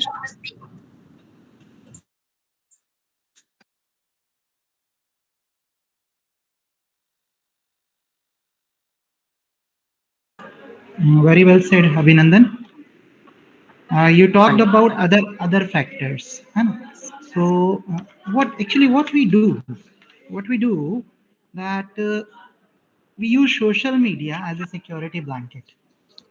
Hmm? So as So, a as a security blanket. Hmm? yes. So, whenever we are in a social situation, or we feel anxious, maybe lonely, maybe awkward. So, what we do? We turn to our phones, our laptops, iPad, other social medias, and now interacting uh, with these social medias, it basically uh, it denies you. It denies you to have a face-to-face interaction. So, and you talked about the deficiencies, other factors. So, is that so that we are also using this deficiency factor as a blanket rather than blaming social media? Thank you for your question, sir. So what I firmly believe is that many people think that social media, like having followers on social media, is like having money in Monopoly, right? It's useless. But I'm not saying that social media is completely useless. Like as you mentioned, that social media also provides a platform for people to reach out for help. And just like you also mentioned, like I mentioned, the case of deficiency, that most of the mental health disorders are inherited from our parents. So I guess, like, it's the truth that they most of the mental health issues are inherited, but not all of them, right? As you said, that we use it as a security for social media. I would also agree that social media, uh, prevents us from facing the real world. It makes us uh, it makes us surrounded by the boundaries. We are always focused on our real friends, not our real friends. But as I also mentioned in the last few lines of my script, that it's upon us, like for what purpose we use, let's use it wisely. So just like every coin has two sides, similarly social media also has both its pros as well as cons, but it's upon us how we use it. I hope my answer satisfied your question. Okay, thank you, Abhinandan. Thank you, sir. Thank you so much, sir. I request Code G1 to profess their views on the motion. Code Am I G1. audible and visible? Yes, you are very well audible and visible. As Sherry Turkle wisely said, we are smitten with technology and yet we are afraid of it. Greetings everyone, this is Code G1 and today I'll be speaking in favor of the motion social media is the biggest trigger factor for rising mental health issues. Carve out a whale on your hand. Are you familiar with this? Yes, I'm talking about the Blue Whale game, which became very famous back in 2016. It consisted of 50 levels, after which the user was asked to commit a suicide. People have always wanted to stand out from others, which, with the rise of social media, has just given the right platform. Today, we live in an era where uploading status matters more than experiencing the actual thing. Did you ever think why is it so? In fact, studies show that fear of missing out is what makes social media platforms so successful. Why didn't I get as many likes as her? Or why did this person like my post but this other person didn't? Are you familiar with these questions? Today we seek validation on internet almost consistently. Today depression is the most common mental health issue, affecting 21% of the global population and globally 67%. Mark my words audience, 67% of people have accepted themselves that social media makes them feel worse about their own lives. Today, we are seeing the world through a virtual filter. We are happy to know that things are fabricated, and yet we believe in them. Social media causes us to keep our focus outwards instead of keeping it on ourselves, which in turn causes people to lose their sense of identity. And we want to become like those influencers all over the Instagram. Researchers say that there is a positive correlation between the number of hours spent on social media and the levels of stress and depression. Today, an average of 89% Indians use social media, while 22% and 12% are active on OTT platforms and online gaming platforms, respectively. I would like to ask the audience with this rising toll on our mental health due to our parallel digital lives, what would this lead to? Obviously, a mental health catastrophe. At the end, I would like to say social media has just created a platform for bragging. It is where things, people, and even experiences are compared. Thank you.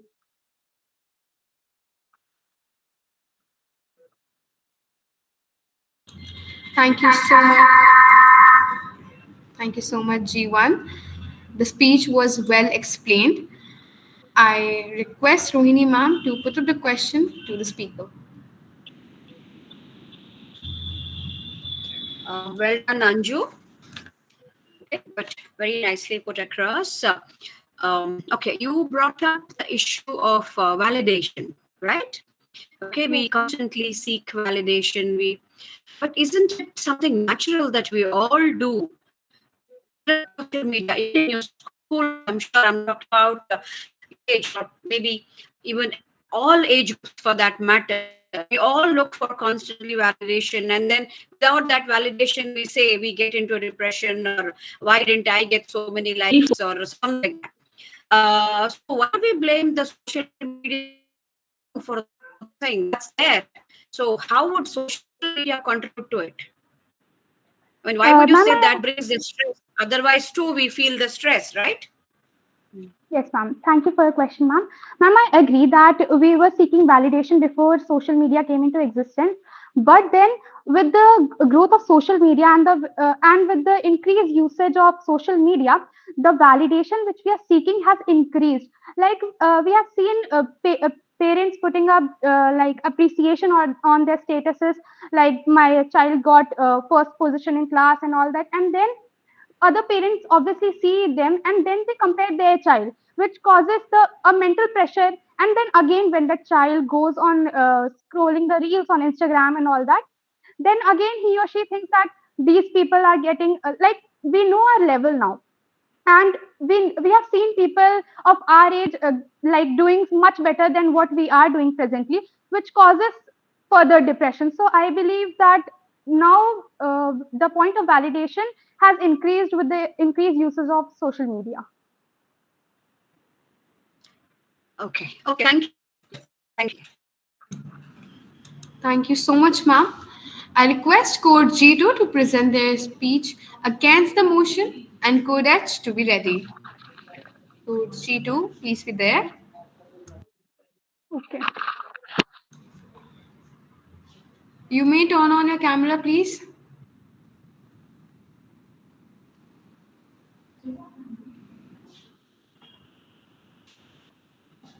Code G2, are you there? Am I audible? Yes, you're audible. Starting in three, two, one. Social media is not about the exploitation of technology, but service to community. A very good morning, esteemed judges, worthy debaters, and the audience. This is Code G2 in front of you to present my views against the proposition that social media is the biggest trigger factor of rising mental health issues. In January 2019, Gillette launched a social media campaign aiming at a modern interpretation of manhood. The short film, exclusively posted on YouTube, depicted several cases of men struggling with traditional masculinity that Gillette itself used to glorify. The fear of showing their emotions, sexual harassment, and bullying others. Then the film shows several examples of positive masculinity, such as standing up for others and caring for your loved ones. What do you think could have fueled it? Wasn't it social media that told the world that boys too can cry? It's important to understand that mental health issues are intricate and compacted. They come in a variety of cases and existed a decade before the onset of social media. To ascribe most of these problems exclusively to social media simply means to neglect the complexity of the issue. According to the World Health Organization, exposure to unfavorable social, economical, geopolitical, and environmental circumstances, including poverty, violence, inequality, and environmental deprivation, increase the risk of experiencing mental health condition. How do you discount these influences and blame social media as the biggest factor? Social media breaks down geographical barriers, allowing people to reach a global audience. Platforms like GoFundMe and YouCaring allow individuals to raise funds for their medical treatments and expenses, helping people to get necessary care they may not otherwise afford. Now, the real question is, what is the true impact of social media in people's life? What is the real impact of social media towards the mental health of an average human being? Humans are social creatures. We need the companionship of others to thrive in life. And the connection has a huge impact on our social life and happiness. Being socially connected with others can ease stress, anxiety, and depression, provide comfort and joy, and even add years to our life. According to a study by the Pew Research Center, a majority of adults who use social media report no impact on their stress level. In fact, some even find social media as a source of support and connection with their friends and family. Another important aspect to consider is the role of personal choices and responsible usage. The key is moderation. It should be promoted rather than blaming the medium itself. I would like to conclude by just saying that social media, just like any other modern tech advancement, has its merits and demerits. But to blame it as the biggest trigger factor for the rising mental health issues is just an exaggeration towards a complex problem. Thank you so much. Thank you, Code G2. It was well presented. I request Sushant sir to please put up the question to the speaker.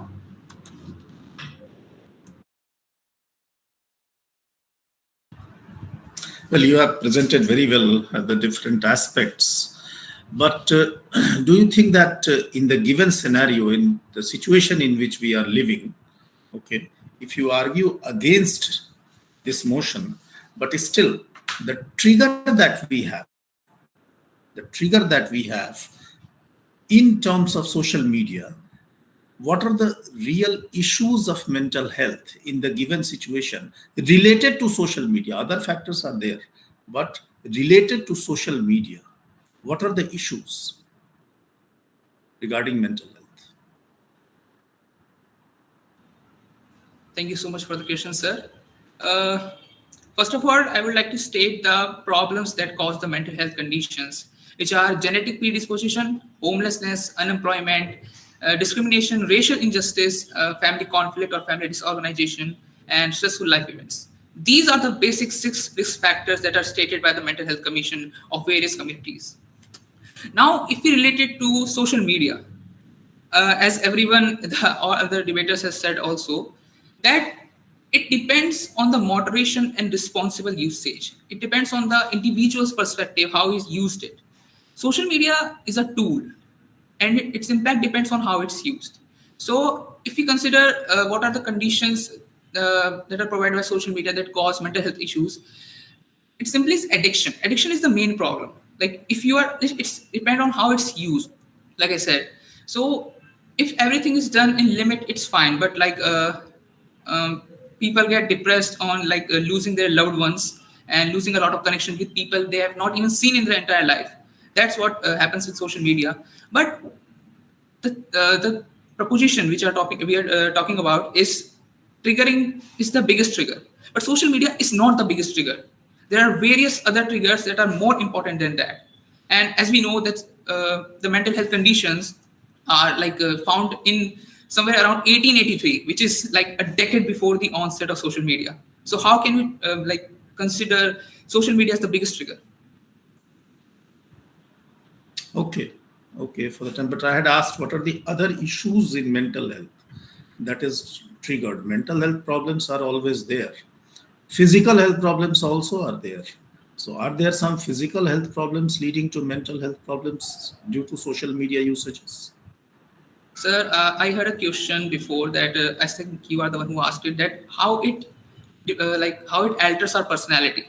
Well, anything No. we use on our daily basis can actually alter our personality. Like if we do this on our daily basis, our body gets habitual to it. Our personality gets adjusted according to it. So if we use it like beyond the limit, which it actually shouldn't be, it can actually alter our personality, our physical works, like our sleeping time, our waking time. That's what are the impacts. Okay, okay, fine. But how do you decide what is the limit?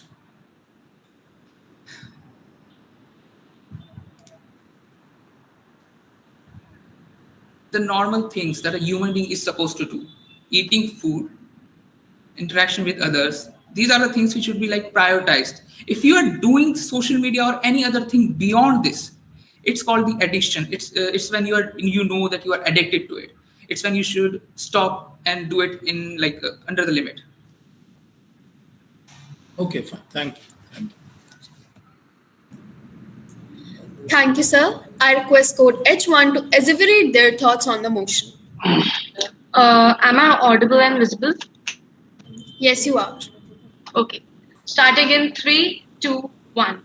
Good afternoon, respected judges, my worthy opponents, and friends. I am Code H1 and I express my humble gratitude for your interest in the topic. Social media is the biggest trigger factor for rising mental health issues. I stand for the motion and strongly believe that Social media today is no less than euthanasia. If movies like Three Idiots were made in a time of prevalent social media culture, Rancho would be an Instagram influencer, Raju a daily blogger, and Farhan's father would have to buy an iPhone for him to make reels. With the phenomenal connectivity social media provides, it has completely altered the cathartic mindset of people. We have started trying to live up to the expectations of a virtual community that may not even exist. A large part of the mental distress is surrounding the pressure for perfection. It's fear of missing out on a life that is just a virtual facade. More importantly, I strongly believe that it is the despicable privilege of anonymity provided by social media that has increased harassment and thus mental health deterioration of social media users. You may say that it is in terms with the constitutional right to freedom of speech, but according to Article 21, right to mental health is a part of right to life. Therefore, any such action threatens a person's right to life as well. To support my point, I would like to put forward the toxic cancel culture in South Korea, in which a social media post, usually fake and anonymous, goes viral, accusing a celebrity of a crime, leading to withdrawal of sponsorships and projects. This has increased the rate of suicide among Korean celebrities and also jeopardized their mental health. Social media has made us slaves of a trend of harassing people online and potential victims in case we become a target. A survey on German social media users found that narcissism, machiavellianism, and psychopathy are on the rise due to social media usage.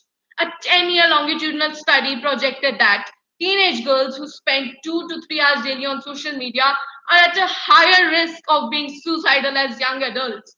It's an immersive, depressive environment that leads to enticement for suicide and self harm. In the end, I would like to leave you all with a thought to ponder upon. How humble is man to be wisest of all, yet to be outwitted by his own death. We have become incapable of demarcating even the smallest threats. We'll just end up as a plethora of narcissists like Hitler waiting for untimely death. And social media, as I may tell you, is already doing its job of a gas chamber. Thank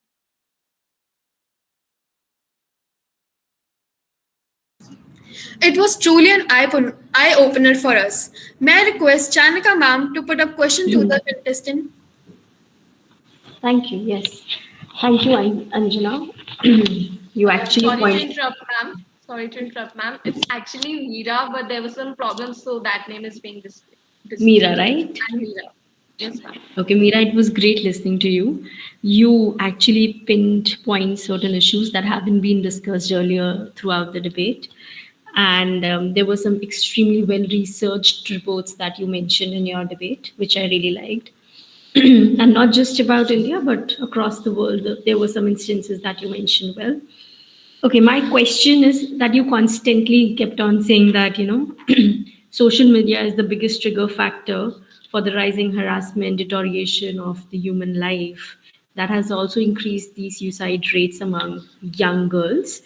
And so, my question is, what do you say? The people who are not on social media, the people who do not use any kind of social media platform, are their lives better? Are they away from any kind of mental or physical issues, health issues? Ma'am, I believe that no one is away from like a threat to become a victim of a mental issue. However, Mhm. my point here is that the environment offered by a social media platform is not suitable for a mental health of a person. For example, if a person exposes himself to the environment of social media, and social media has kind of altered our mind to think that it's a safe environment, it's a safe place for everyone to interact. We kind of feel that it's another social community that we can put forward our views, ideas, and express ourselves freely. However, it's not like that. People are trolled on the smallest things, and then they start feeling that they should not express themselves, and that's the biggest setback of social media. On the other hand, people who are not on social media are triggered by factors that can be resolved. It may be family pressure, it may be academic pressure, or any other thing going on in their life. There's a solution to everything. And while we may say that social media causes mental health issues, other factors also cause such issues. Yet, when we know that such environment has nothing better to offer us than a mental health issue or a trauma, then why do we not accept? It's a lack of acceptance among us that many of my opponents here today are also putting forward the point that social media has absolutely nothing to do with it. When it has kind of sprouted a new culture in which we are failing as a society. We have started pointing out even the basic innocence and humanity that people display online according to toxic mindsets. That's where the problem starts. Hmm. To that, I have a follow up question. Do you think that there can be certain strategies that can strike a balance between using social media for a positive use and to make a balance between anything that is negative coming from the social media? Is my question clear? Yes, ma'am, it's clear. Yeah. Ma'am, I personally feel that today in our country, across the world as well, but particularly in our country, there's not consciousness that we cannot exploit another person. We cannot say certain remarks and we cannot kind of troll people, and that is what is creating such a environment on social media. So I feel that a balance would be created if we try to accept the cons that social media comes with, if we try to regulate our behavior as we will do in real life. I pointed out in my script that the feature of anonymity that social media offers allows people to behave as if there will be no consequences and they can say anything just to relieve their own mental stress. So if we create that consciousness of people of behaving as civilized human beings based on moral ethics on social media platform as well, if we create such an algorithm that kind of does not allow that anonymity, that toxic culture to be expressed through the feature of anonymity, I feel we can strike a balance. Thank you. Thank you so much, Meera. Thank you, ma'am. I request code H2 to speak against the motion and code I to be ready. Am I audible? Yes, you are. Okay, I'll start. Man is by nature a social animal. Good morning, respected judges and my worthy opponents. I'm code number H2, and I express my gratitude for your interest in the topic. Social media is the biggest trigger factor for the rising mental health issues. I stand against the motion, believing that social media is a canvas, not a catastrophe. I would like to ask my worthy opponents, are we to blindly accept the narrative that social media is the main cause of mental health issues? Were mental health issues non existent in a time before social media? Of course not. Mental health issues, unfortunately, have been a part of human history long before the first tweet was sent or the first Instagram photo was posted. The earliest known record of mental illness in ancient China dates back to 1100 BC. Having said that, hasn't social media been a beacon of hope in the darkness of the COVID-19 pandemic? Hasn't it provided a sense of community and a platform for connection when physical interaction was basically impossible? During the pandemic, campaigns like Bell Let's Talk in Canada generated over 1.2 billion social media interactions, raising significant funds for mental health initiatives. It has also raised awareness about mental health issues, destigmatizing them and encouraging open conversations.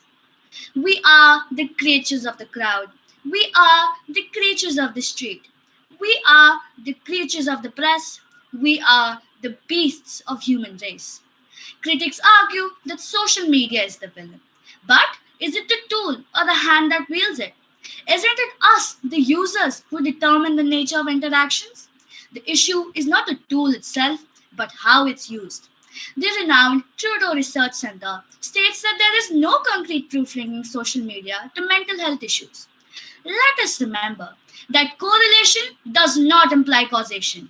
To blame social media as the primary cause of mental health woes is an oversimplification of a complex issue. One of my worthy opponents here said that people feel defined by the acceptance they receive on social media. But isn't this a reflection of societal pressures that have existed long before social media? And those who misuse the anonymity provided by social media to stage destructive behavior? As Proverbs 4 to 23 wisely advises, above all else, guard your heart, for everything you do flows from it. In conclusion, let us acknowledge that mental health challenges have persisted throughout history, existing independently of these platforms. Rather than fixating on the tool itself, let us accept our individual responsibilities as users. As a final word, let me summarize my point of view with a famous quote. The medium, it's not the message. It's what we do with the medium that defines its impact. Thank you. It was wonderful to hear you. May I request Mukesh sir to put up question to the contestant? Thank you, Anya. Very well presented thoughts and very well ending. Hmm? It looks like a debate. That you are concluding your thoughts, you are mentioning about the opponents, and the refutation factor was missing. Hmm? Uh, One or two points that I want to mention. What social media is doing now, you are spending more time on social media than your real friends. You are comparing yourself unfavorably with others. Hmm? Uh, many of many of those students, they are experiencing cyberbullying. Okay, they are distracted at school. They have no time for self reflection. A number of deaths have occurred because of taking selfie, presenting yourself in a risk situation. Now, is is that the social media that we are basically promoting? We are saying that it is not the biggest trigger. Sir, could you please repeat the last part? Could you please? Yes, yes. So basically, we are having so many negative effects of social media. Hmm. So, are you supporting that social media?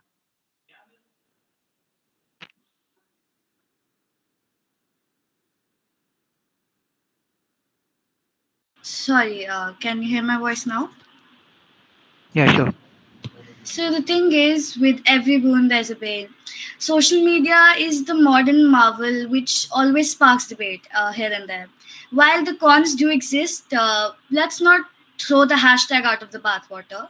Social media, like a double-edged selfie stick, offers a global stage that voices harmonize and debates electrify. Sure, there's a dark side, but isn't life all about balance? I'd say. We're not promoting negativity. We're just learning to filter out the trolls and embrace the memorable moments. After all, in this digital circus, we're all trying to find out who we are and what we're going to do. It's double-edged sword, our digital age. It's just like a tempting dessert buffet, I'd say. It's about moderation and choice. After all, blaming social media entirely is like blaming a mirror for a bad hair day. It reflects what's there, but it's up to us to style it with resilience and self-care. So we need to scroll wisely, share kindness, and remember that anything we do, it's our responsibility, and it's after at the end of the day, it's us who's controlling our voice and our words. Okay, then are we standing with the topic that we have been given? No, when we talk about pros and cons, okay, so what we do, we are basically supporting both the aspects. We are going for the motion and we are going against the motion. So your reflection? Sir, I couldn't understand the question you're asking. See, Vanya, when we are speaking against the topic, okay, in a debate, so basically we have to support what the topic we have been given. Okay, if you're talking about the against, and then putting your thoughts about pros and cons. So what you are doing, you're diluting your thoughts. Hmm. So do you think that you are diluting your thoughts? No, sir. The thing I've mentioned throughout my speeches, social media, we're using it as a medium. We're blaming it for something that we're responsible for. Social media can amplify loneliness and anxiety, but it also weaves a web of connections. It unites mind worldwide. The thing is, it's our responsibility at the end of the day to control our emotions and not hurt anybody's feelings. Good. Good. Thank you, Manu. Thank you. Thank you so much, sir. I would like to call code I1 to speak for the motion. Am I audible and visible? Yes, you're very well audible and visible. All right, starting on the self count of three. 1, 2, 3. Honorable judges, the pernicious influence of social media on our mental well being demands our immediate attention. Let us not turn a blind eye to the staggering evidence that is before us. To begin with, the addictive nature of social media is unmistakable. Research from the Royal Society of Public Health demonstrates that platforms like Instagram fuel feelings of inadequacy and anxiety, particularly among the youth, and that excessive usage of social media can amplify existing symptoms of mental illness in adolescents. The anonymity afforded by the digital realm has amplified the harrowing prevalence of cyberbullying. Studies have unveiled that a staggering 59% of teenagers have been victims of online harassment, which has further intensified sentiments of isolation and despair. The so-called illusion of perfect lives portrayed on these platforms has fostered an unattainable standard of living, fueling widespread anxiety and depression. The Journal of Social and Clinical Psychology highlights the profound link between extensive social media usage and heightened feelings of social isolation and inadequacy. Social media perpetuates a toxic culture of comparison, eroding our self-worth and breeding perpetual discontent. And it's not just mental health. Individuals' physical health is directly and adversely impacted by social media, and the evident direct correlation between social media usage and sleep disturbances cannot be overlooked. Harvard's University study highlights the disruptive impact of excessive screen time on sleep patterns, further deteriorating mood disorders and cognitive impairments. The profound impact of social media on cognitive development warrants a significant challenge as well. The constant barrage of information and stimuli on these platforms has led to shortened attention spans and diminished cognitive capabilities, as proven by the University of Tokyo. Moreover, the proliferation of misinformation about mental illnesses on social media has created a detrimental narrative that perpetuates stigma and misunderstanding. According to many of my worthy opponents, it seems like anybody can be a psychologist these days. It has contributed to a culture of ignorance and discrimination, hindering individuals from seeking appropriate support and treatment. In conclusion, the addictive nature, the prevalence of cyberbullying, perpetuation of unattainable standards, disruption of sleep patterns, impact on cognitive development, and the dissemination of misinformation all contribute to this pressing predicament and prove how it is undeniable that social media stands as the chief catalyst for the surge in mental health issues today. Thank you. It was incredible to hear you code I1. Moving towards the final contestant, I would sorry. Before that, I request Rohini ma'am to put a question to the speaker.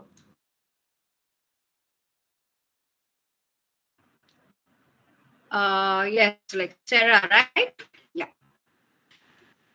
Very well put across, very strongly, and very well concluded. Putting all your points together. Two words that caught my attention: addictive and competitive. You use those two words. Okay, addictive. Is social media inherently addictive? Are there other things that can be equally addictive? Why do we blame only that and then we become addicted and then we lose all the other things? I mean, if you can answer that question, I'll come to the second part, cognitive. I think, ma'am, social media has become so readily available, and it's given to every single person of every single age, that it makes it to be one of the most commonly used addictive substances. I mean, not everyone has access to drugs, not everyone has access to alcohol, but social media is being given to 3-year-old children, and and research has proven that it might have equally destructive effects on their cognitive development. So the fact that so many people have access to it already increases the amount of people it can impact. So that's probably one of the big reasons why we should talk about social media usage as compared to other addictive substances or issues. Okay, so you would it's added to any group.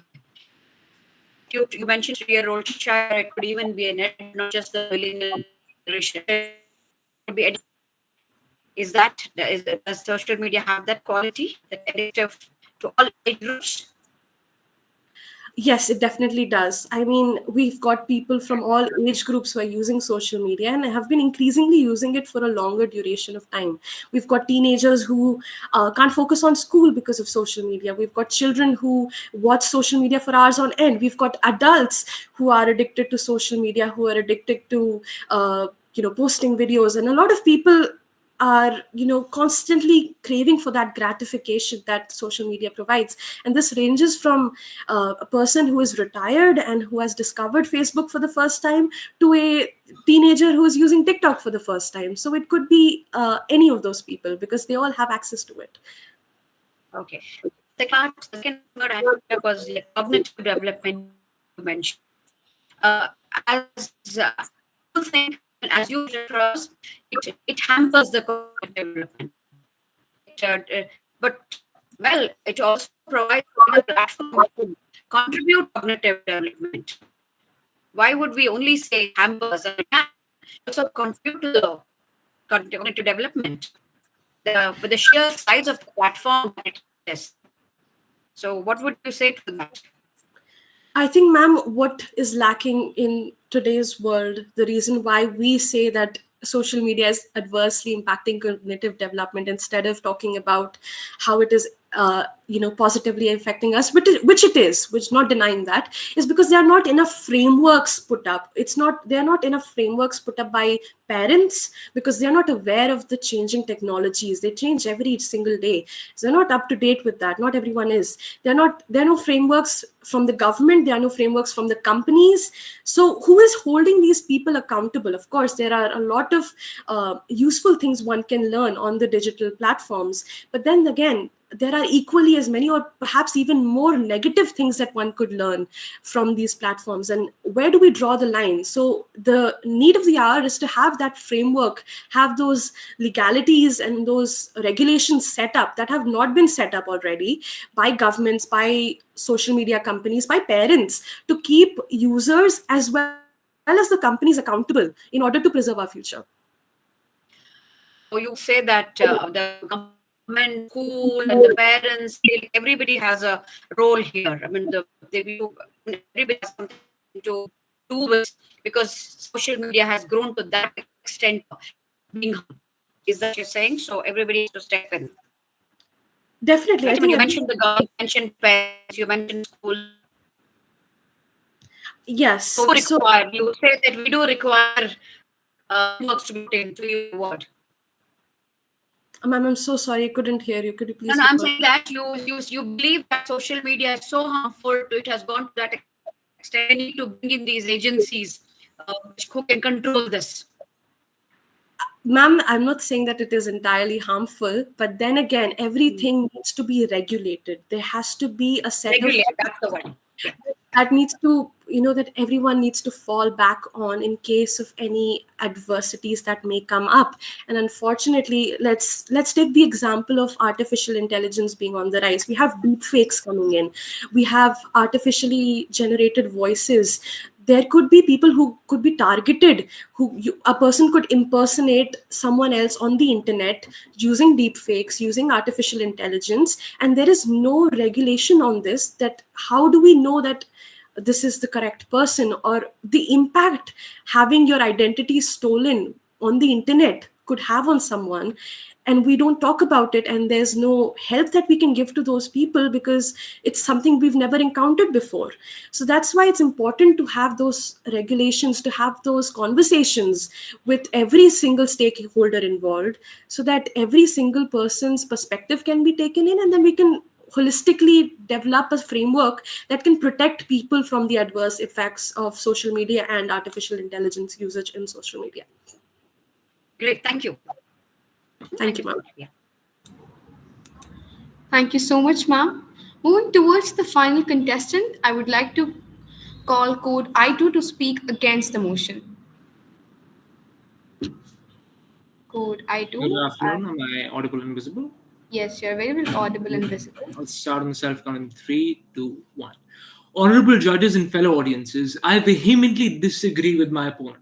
As emphasized by researchers at Stanford, attributing the entirety of the mental health crisis to social media oversimplifies a complex and nuanced issue, undermining the significance of other contributing factors. Mental health issues stem from a confluence of factors, including socioeconomic disparities, trauma, and systemic inequalities. In accordance to the Harvard School of Public Health, social media has served as a catalyst for destigmatizing mental health discussions and providing individuals with a platform, and various organizations like the Trevor Project and Crisis Text Line, which have utilized social media to provide resources and assistance to individuals struggling with mental health issues, thus fostering a supportive community that encourages open dialogue and empathy. Platforms like YouTube and Instagram have been instrumental in disseminating informative content from mental health professionals, thus enabling individuals to gain insights into coping mechanisms and self care practices. Platforms like TikTok are continually establishing themselves as invaluable mental health resources, and the hashtag mental health has surpassed 16.4 billion views, which is about double the Earth's population, thus fostering effective helplines. Social media provides anonymity and a safe space for expressive self disclosure, contributing to improved well being. Users can be more candid online, benefiting from the therapeutic aspect not easily achieved offline. Social media also promotes healthy lifestyle changes. You might think I'm kidding, but I'm not. Social media can be used as a motivational tool to achieve healthy lifestyle goals, such as quitting smoking or attending the gym on a regular basis. This right here is a classic example of positive emotional contagion. Research has shown that sharing a goal publicly promotes accountability and self focus, and dramatically increases one's chance of success, both mentally and physically. The Journal of Applied Developmental Psychology revealed that meaningful online interactions boosts a sense of belonging, self-esteem, and positive identity, thus fostering a purpose in life.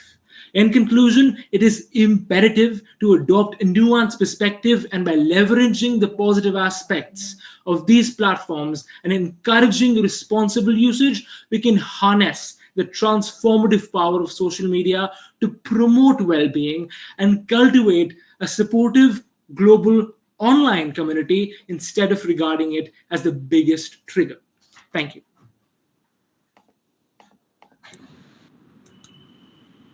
You expressed the points very well. I request Sushant sir to put up question to the speaker.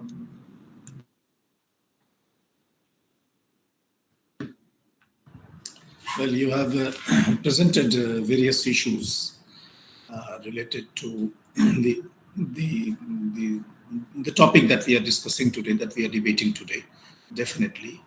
But how would you see that this issue of physical as well as mental connectivity in the real world, because you have compared that in the world of social media, that is the cyberspace, we didn't that particular word, but you are more connected, and hence you are in a better situation and you can express yourself without fear.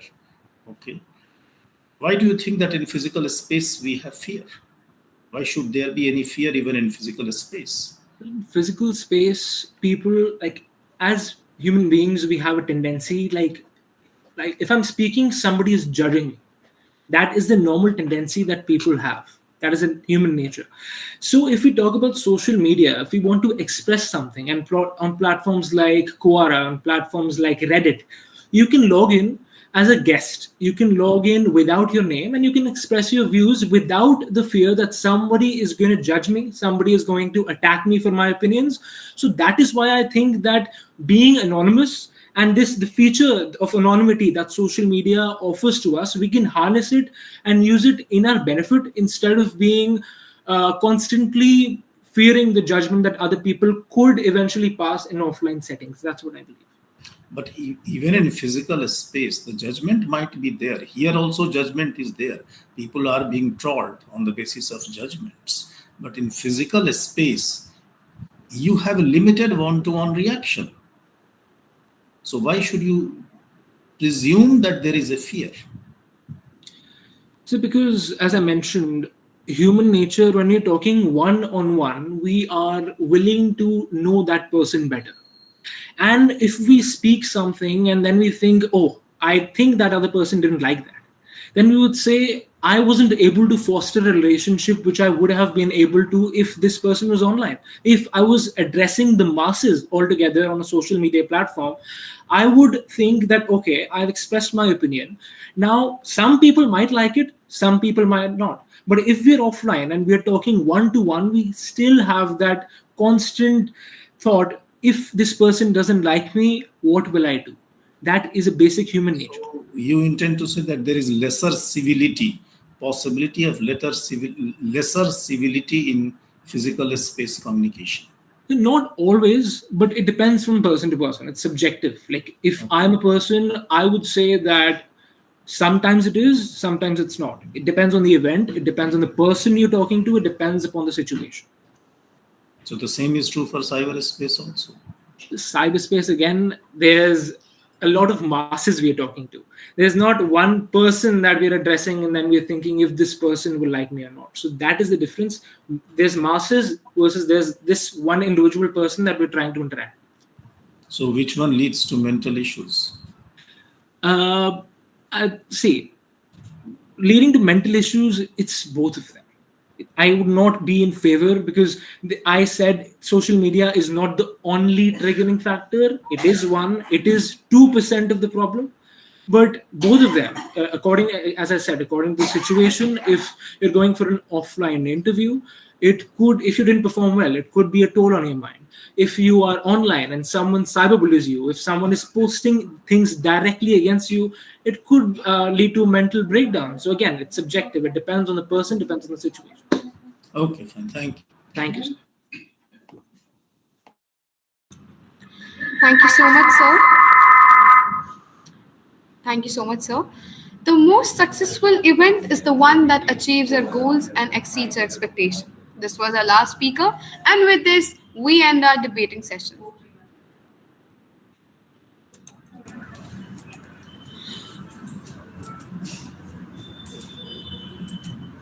What an incredible event it was. All the orators were spot on to their points. It was just wonderful to see all the budding minds speaking their heart out on such a serious topic. We also got to learn a lot from you. We surely couldn't have had it any other way.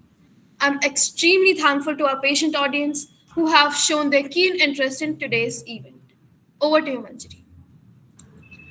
It's a matter of immense pride that our school got an opportunity to present Ganesh Vandana at Sector 13 Ramlila ground on the occasion of the Shera, bringing you the glimpses of the same.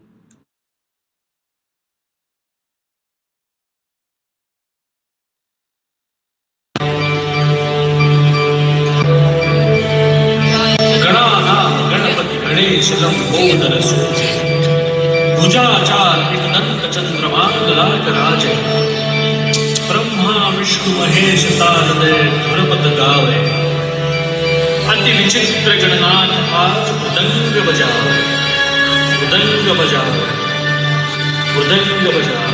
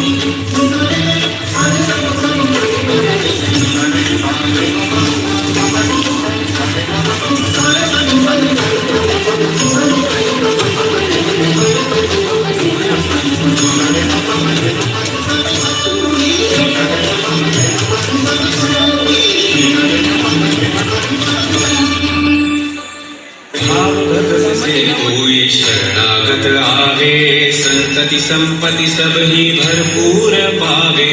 भाव भगत से कोई शरणागत आवे संतति संपत्ति सब ही भरपूर पावे। ऐसे तुम महाराज को अति भावे गोस्वामी नंदन निशिदिन गुण गावे।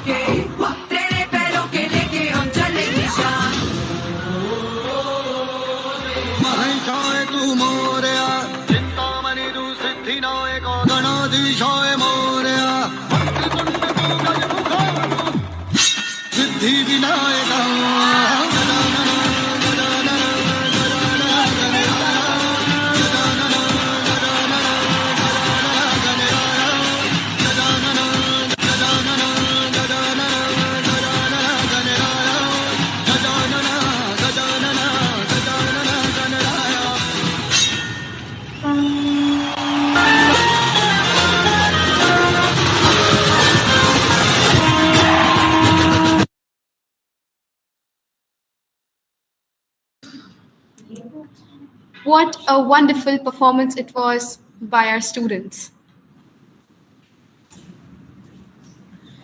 Any event is incomplete without the beats of an instrument, and what else can complement a classical tones other than tabla?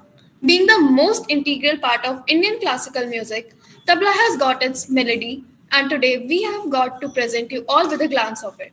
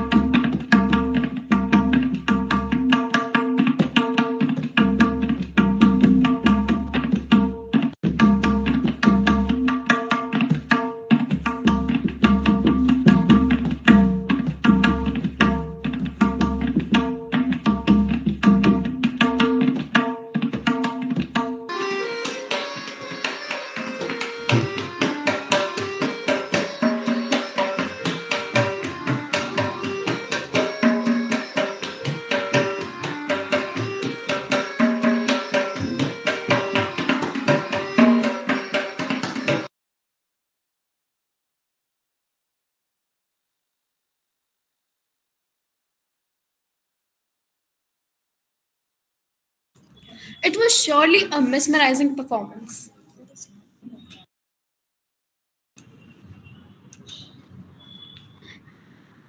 Dance is a form of expressing ourselves most artistically and graciously. The synchronization of our movements with the beats of music is enough to fill us all with a new energy. Presenting to you all a dance performance adoring Lord Krishna by our student. मेरे बांके बिहारी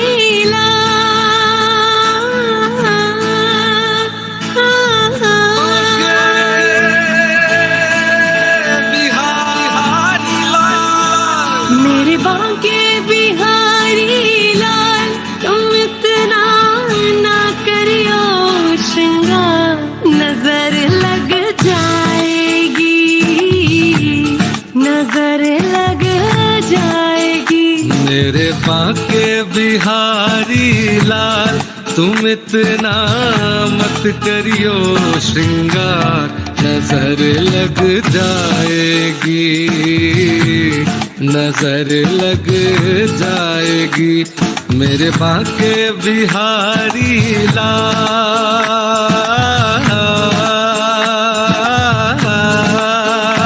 हाँ तोरी सूरतिया पे मन मोरा अटका प्यारा लागे तोरा पीला पटका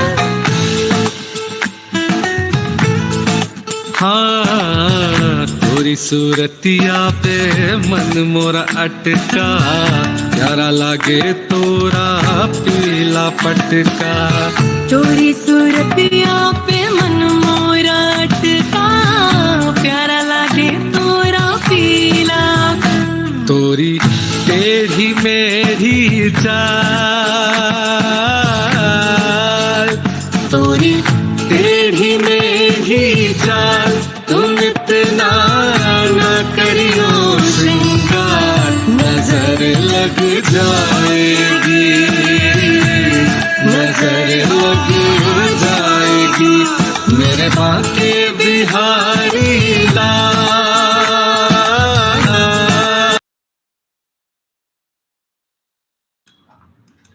What an exemplary show it was. I hope you all had a fantabulous time. Handing it over to Madhuri ma'am.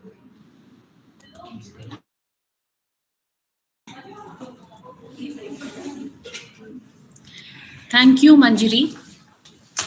And now, as our results are getting ready, it's the turn to move on to the next segment, which is the judges round. I mean to say, now the judges have to express their views on the entire debating session and the topic too. May I take the opportunity to invite our first judge, Professor Sushant Mishra, to address and throw some light on the entire debating sessions. Over to you, sir. Thank you. Thank you. Of course, it was a wonderful session, and I will say very clearly that all the participants have been excellent. All of them. There is some minor changes here and there. We will try to judge. Sometimes judging is not a very difficult, is not a very easy job. It's a very difficult job. And in fact, to be very frank, nobody can judge the other person. That's what people have been arguing, and this is so correct. So we cannot judge. The whole issue of mental health comes, as many of the participants have said, it comes from the judgment, whether on social media or physical space, whatever it is. But again, that is part of the world. That's how we keep moving ahead, judging each other, judging ourselves, judging others through our eyes, and judging ourselves often through others' eyes. That is also a self-reflection. We often judge ourselves. We look at us in the mirror of others. All the other people become mirror. And this is where the entire issue that has come before us. So it is true, when we feel that we are being judged by a larger audience, the issues can be new and challenging, something that has never happened. Because we are always, in our existence, a part of others. We know ourselves through others. That is also a fact. And there are many thinkers who have worked. The whole notion of self and the other has been there in entire 20th century at various literary, academic, and school debates, etc. So entire 20th century, you can find several thinkers talking about this, several novels which have talked about this. And one of the novel which I would suggest to all our participants, or adult participants, they will be able to study it. So read one text by Albert Camus. It is called The Stranger. The Stranger. So you can read that text and you will see how we all are strangers to each other and how we are strangers to ourselves. This is one of the important salient feature of today's debate. And becoming a stranger itself to ourselves and to others itself becomes a cause. Whether there is a correlation or there is a causality. One of the participants talked about that also. So there is a correlation, and whether we like it or not, correlations are often taken as judgmental causality.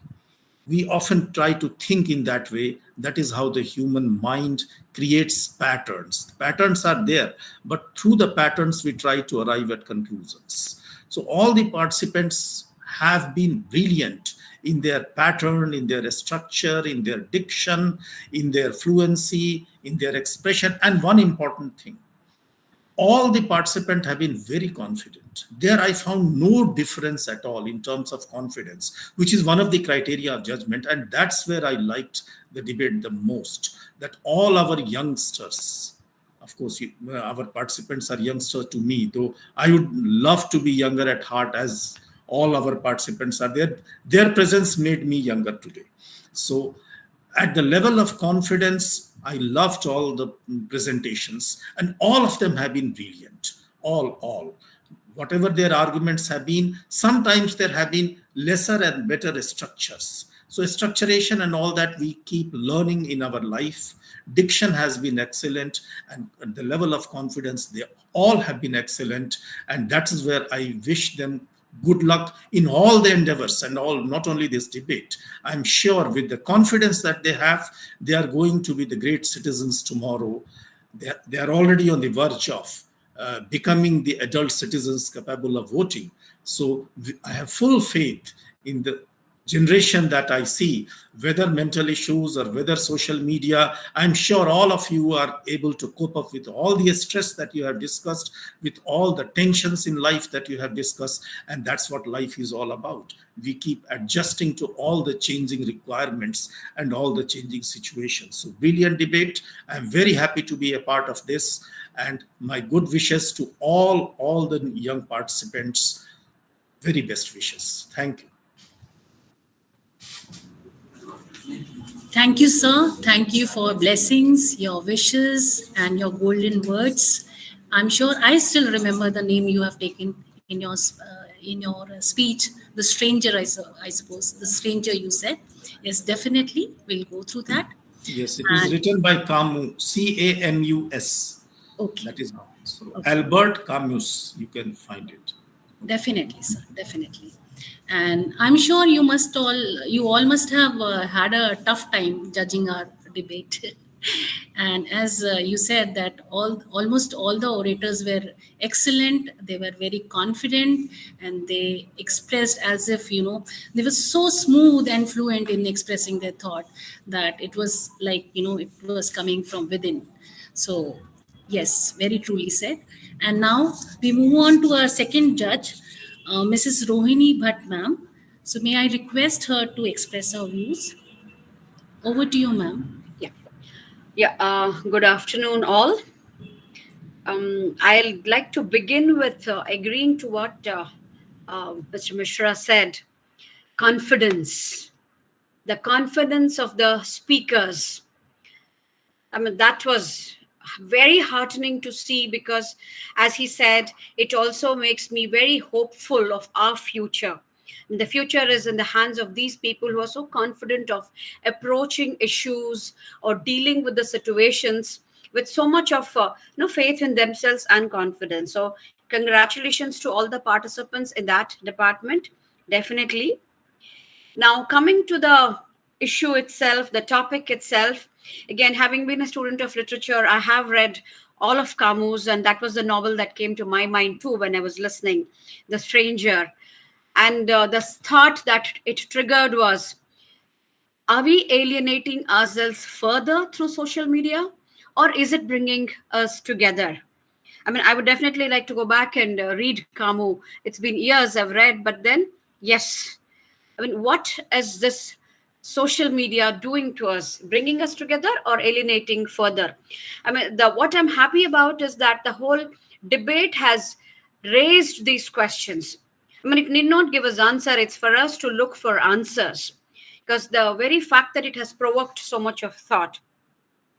My initial reaction when I saw the topic was a seemingly undebatable topic. I mean, I say seemingly because I thought, or I still think, social media, as far as the younger generation is concerned, is an undisputable, undebatable topic. But yes, it's an integral part of our life and we have to use it. That, no doubt. I mean, I agree. It's an integral part of our life. But then, is it not debatable? Is it all okay? That was my initial reaction when I saw the topic, and I was wondering what would unfold actually in the debate. And what unfolded was amazing. The generation which are called the digital natives could look at the two aspects, the two sides of the topic in such an objective way, and come up with the arguments, come up with evidences that would support both sides. I mean, that of course requires research, that of course requires understanding of the topic and understanding the evidence, and also putting it together. So it was indeed a very good experience listening to all of them there. The third thing, I'm after all a teacher, a language teacher. That too, I've been teacher all my life, and I work on the textbooks, I create content. So another thing that my ears were really open to were the language. The language has been eroded, has had so many external influences. It has taken different shapes in different fields. I was wondering what kind of a language would unfold, would be used. But yes, to a large extent, I'm quite happy for the kind of language that was used, the vocabulary that the students used in their speech. I mean, the repertoire is quite impressive. And despite the chat GPTs and the social media that we are talking about, the language definitely made me happy, if not 100%, at least 99%. And the last one I would like to talk about is also the presentation, the structure, the way we put across things. I would definitely I mean, I would definitely agree that you have done a wonderful job, but yes, there is always a scope for improvement here and there. And there are a lot of debates available online. We're talking about social media, and I also brought up the issue of cognitive development and the positive side of it. There are a lot of debates available, and Oxford debates, etc. I think it would help a lot listening to them, because we have the finest minds speaking there, not only in terms of language, but also putting across your ideas, structuring it, presenting it. I mean, this is a technical aspect of the debate, but it's definitely will help you. You are a remarkable speakers yourselves already. I mean, this would add finesse. It would make you finer speakers and on the world platform. Finally, I would like to congratulate the school as well for providing such a platform to students, because we talk about experiential learning, we talk about constructivism, we talk about learning by doing, we talk about all that, and here is a concrete example for that. We are talking about social media and the two sides of it, and we are using the online platform to exchange our views. So congratulations to the school as well for organizing an event such as this. And I do feel very happy to be part of the event. It has made me think, sit up, and look at the situation or some issues from different angles. So in that sense, it's really been thought provoking. And finally, may the best team win. You've all put in your efforts. So let's wait the results. Wait for the results. And congratulations to all of you. Thank you.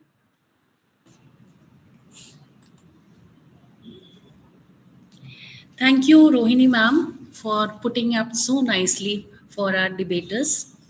And thank you for the inputs you have given. I'm sure that the next time they take up the stage, they're going to improvise on whatever you have suggested. So thank you from the core of my heart. And next, we will move on to our third judge, Mrs. Chanika Dhingra, ma'am. Thank you.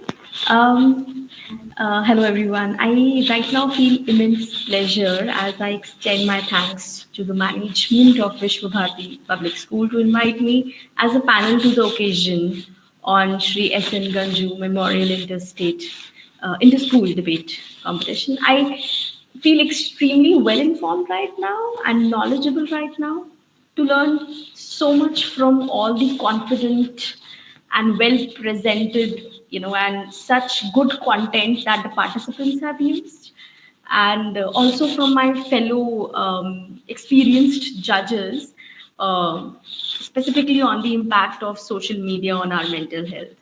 The event was so enriching for me, and thank you for such a didactic discourse that everybody contributed to. I wish good luck to all the participants. Thank you so much.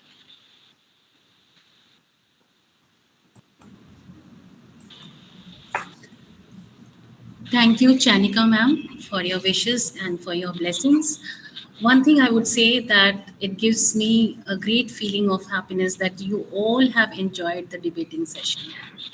And I must also say this, that really all the orators did a fantastic job on this platform.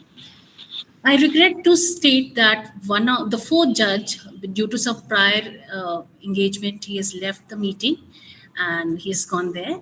Uh, I think so. He has gone for some engagement which he had already had earlier. So now we move on. Since the results are still not with us, we'll move on to some more dance item. May I request the host to put on the dance sequence?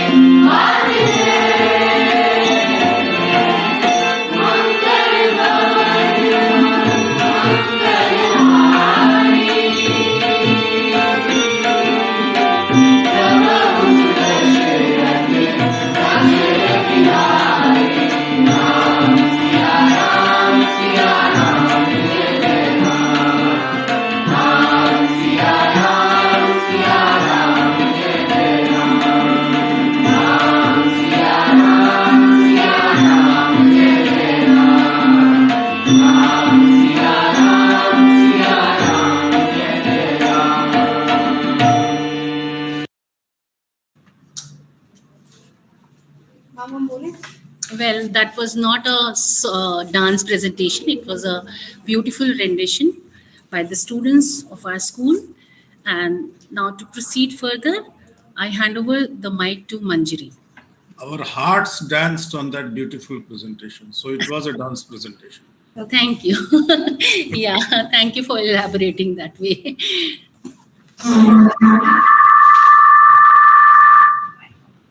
And here comes the most awaited moment. And for that, I would like to call Manju ma'am for the result declaration.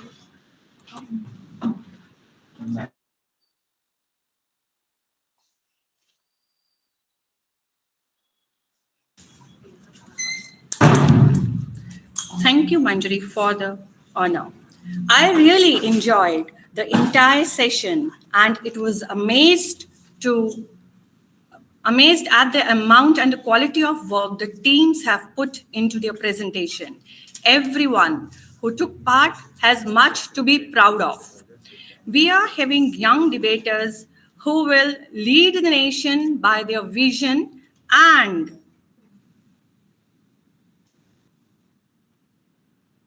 their courage in future. Choosing one winner was tough for our judges. Hats off to our judges who has done this commendable job. And I would like to congratulate all the participants and the hidden forces behind them who engaged these young debaters to give their best. My gratitude to the hard work of judges who were keen observer and very patiently they observed each and every participants and were able to give us best speaker in all categories.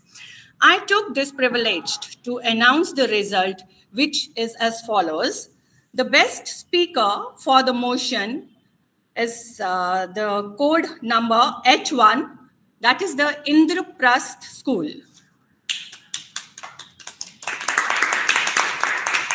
Best speaker against the motion, it is a tie between two speakers, I2, Basawa International, and D2, Vishwa Bharati Public School, Dwarka.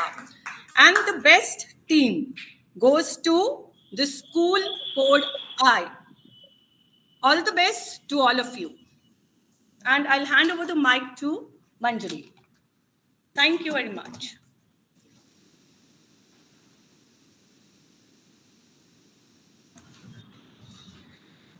Now that was the best and the most awaited moment. Now, to conclude this whole beautiful event, now may I call our activity coordinator, Renu ma'am, for the vote of thanks.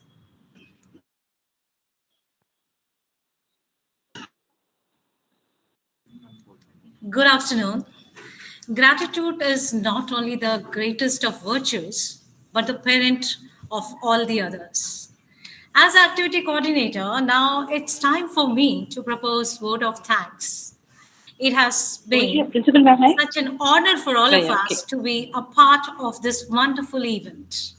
On behalf of Vishwa Bharati Public School Dwarka, I would like to extend heartfelt gratitude to reverend members of our management, all esteemed judges, principals of our sister concerned schools, teachers and students of participating teams for accepting our invitation and for being here with us today. Sincere thanks to the various departments of our school, like computer department for making the show online, English department for preparing the students for the event, music and dance department for preparing the fillers, maths department for calculating the scores for the teams and the result. In fact, all for handling the event so well. I would also like to mention special thanks to our principal ma'am, Mrs. Prabha Gupta, for her unwavering support, which has been instrumental in putting up all efforts together and adding an extra spark to this event. A wide round of applause to all the students, participants who graced the event. In the end, I thank each and every one of you for being here and making this day a wonderful and memorable one for our school, Vishwabharati Public School, Dwarka, Sector 6. Thank you and see you again. Ma'am, can I just add a word? Yeah, okay. Congratulations to Manjari and Harshita who conducted the entire program. Well done. Thank you.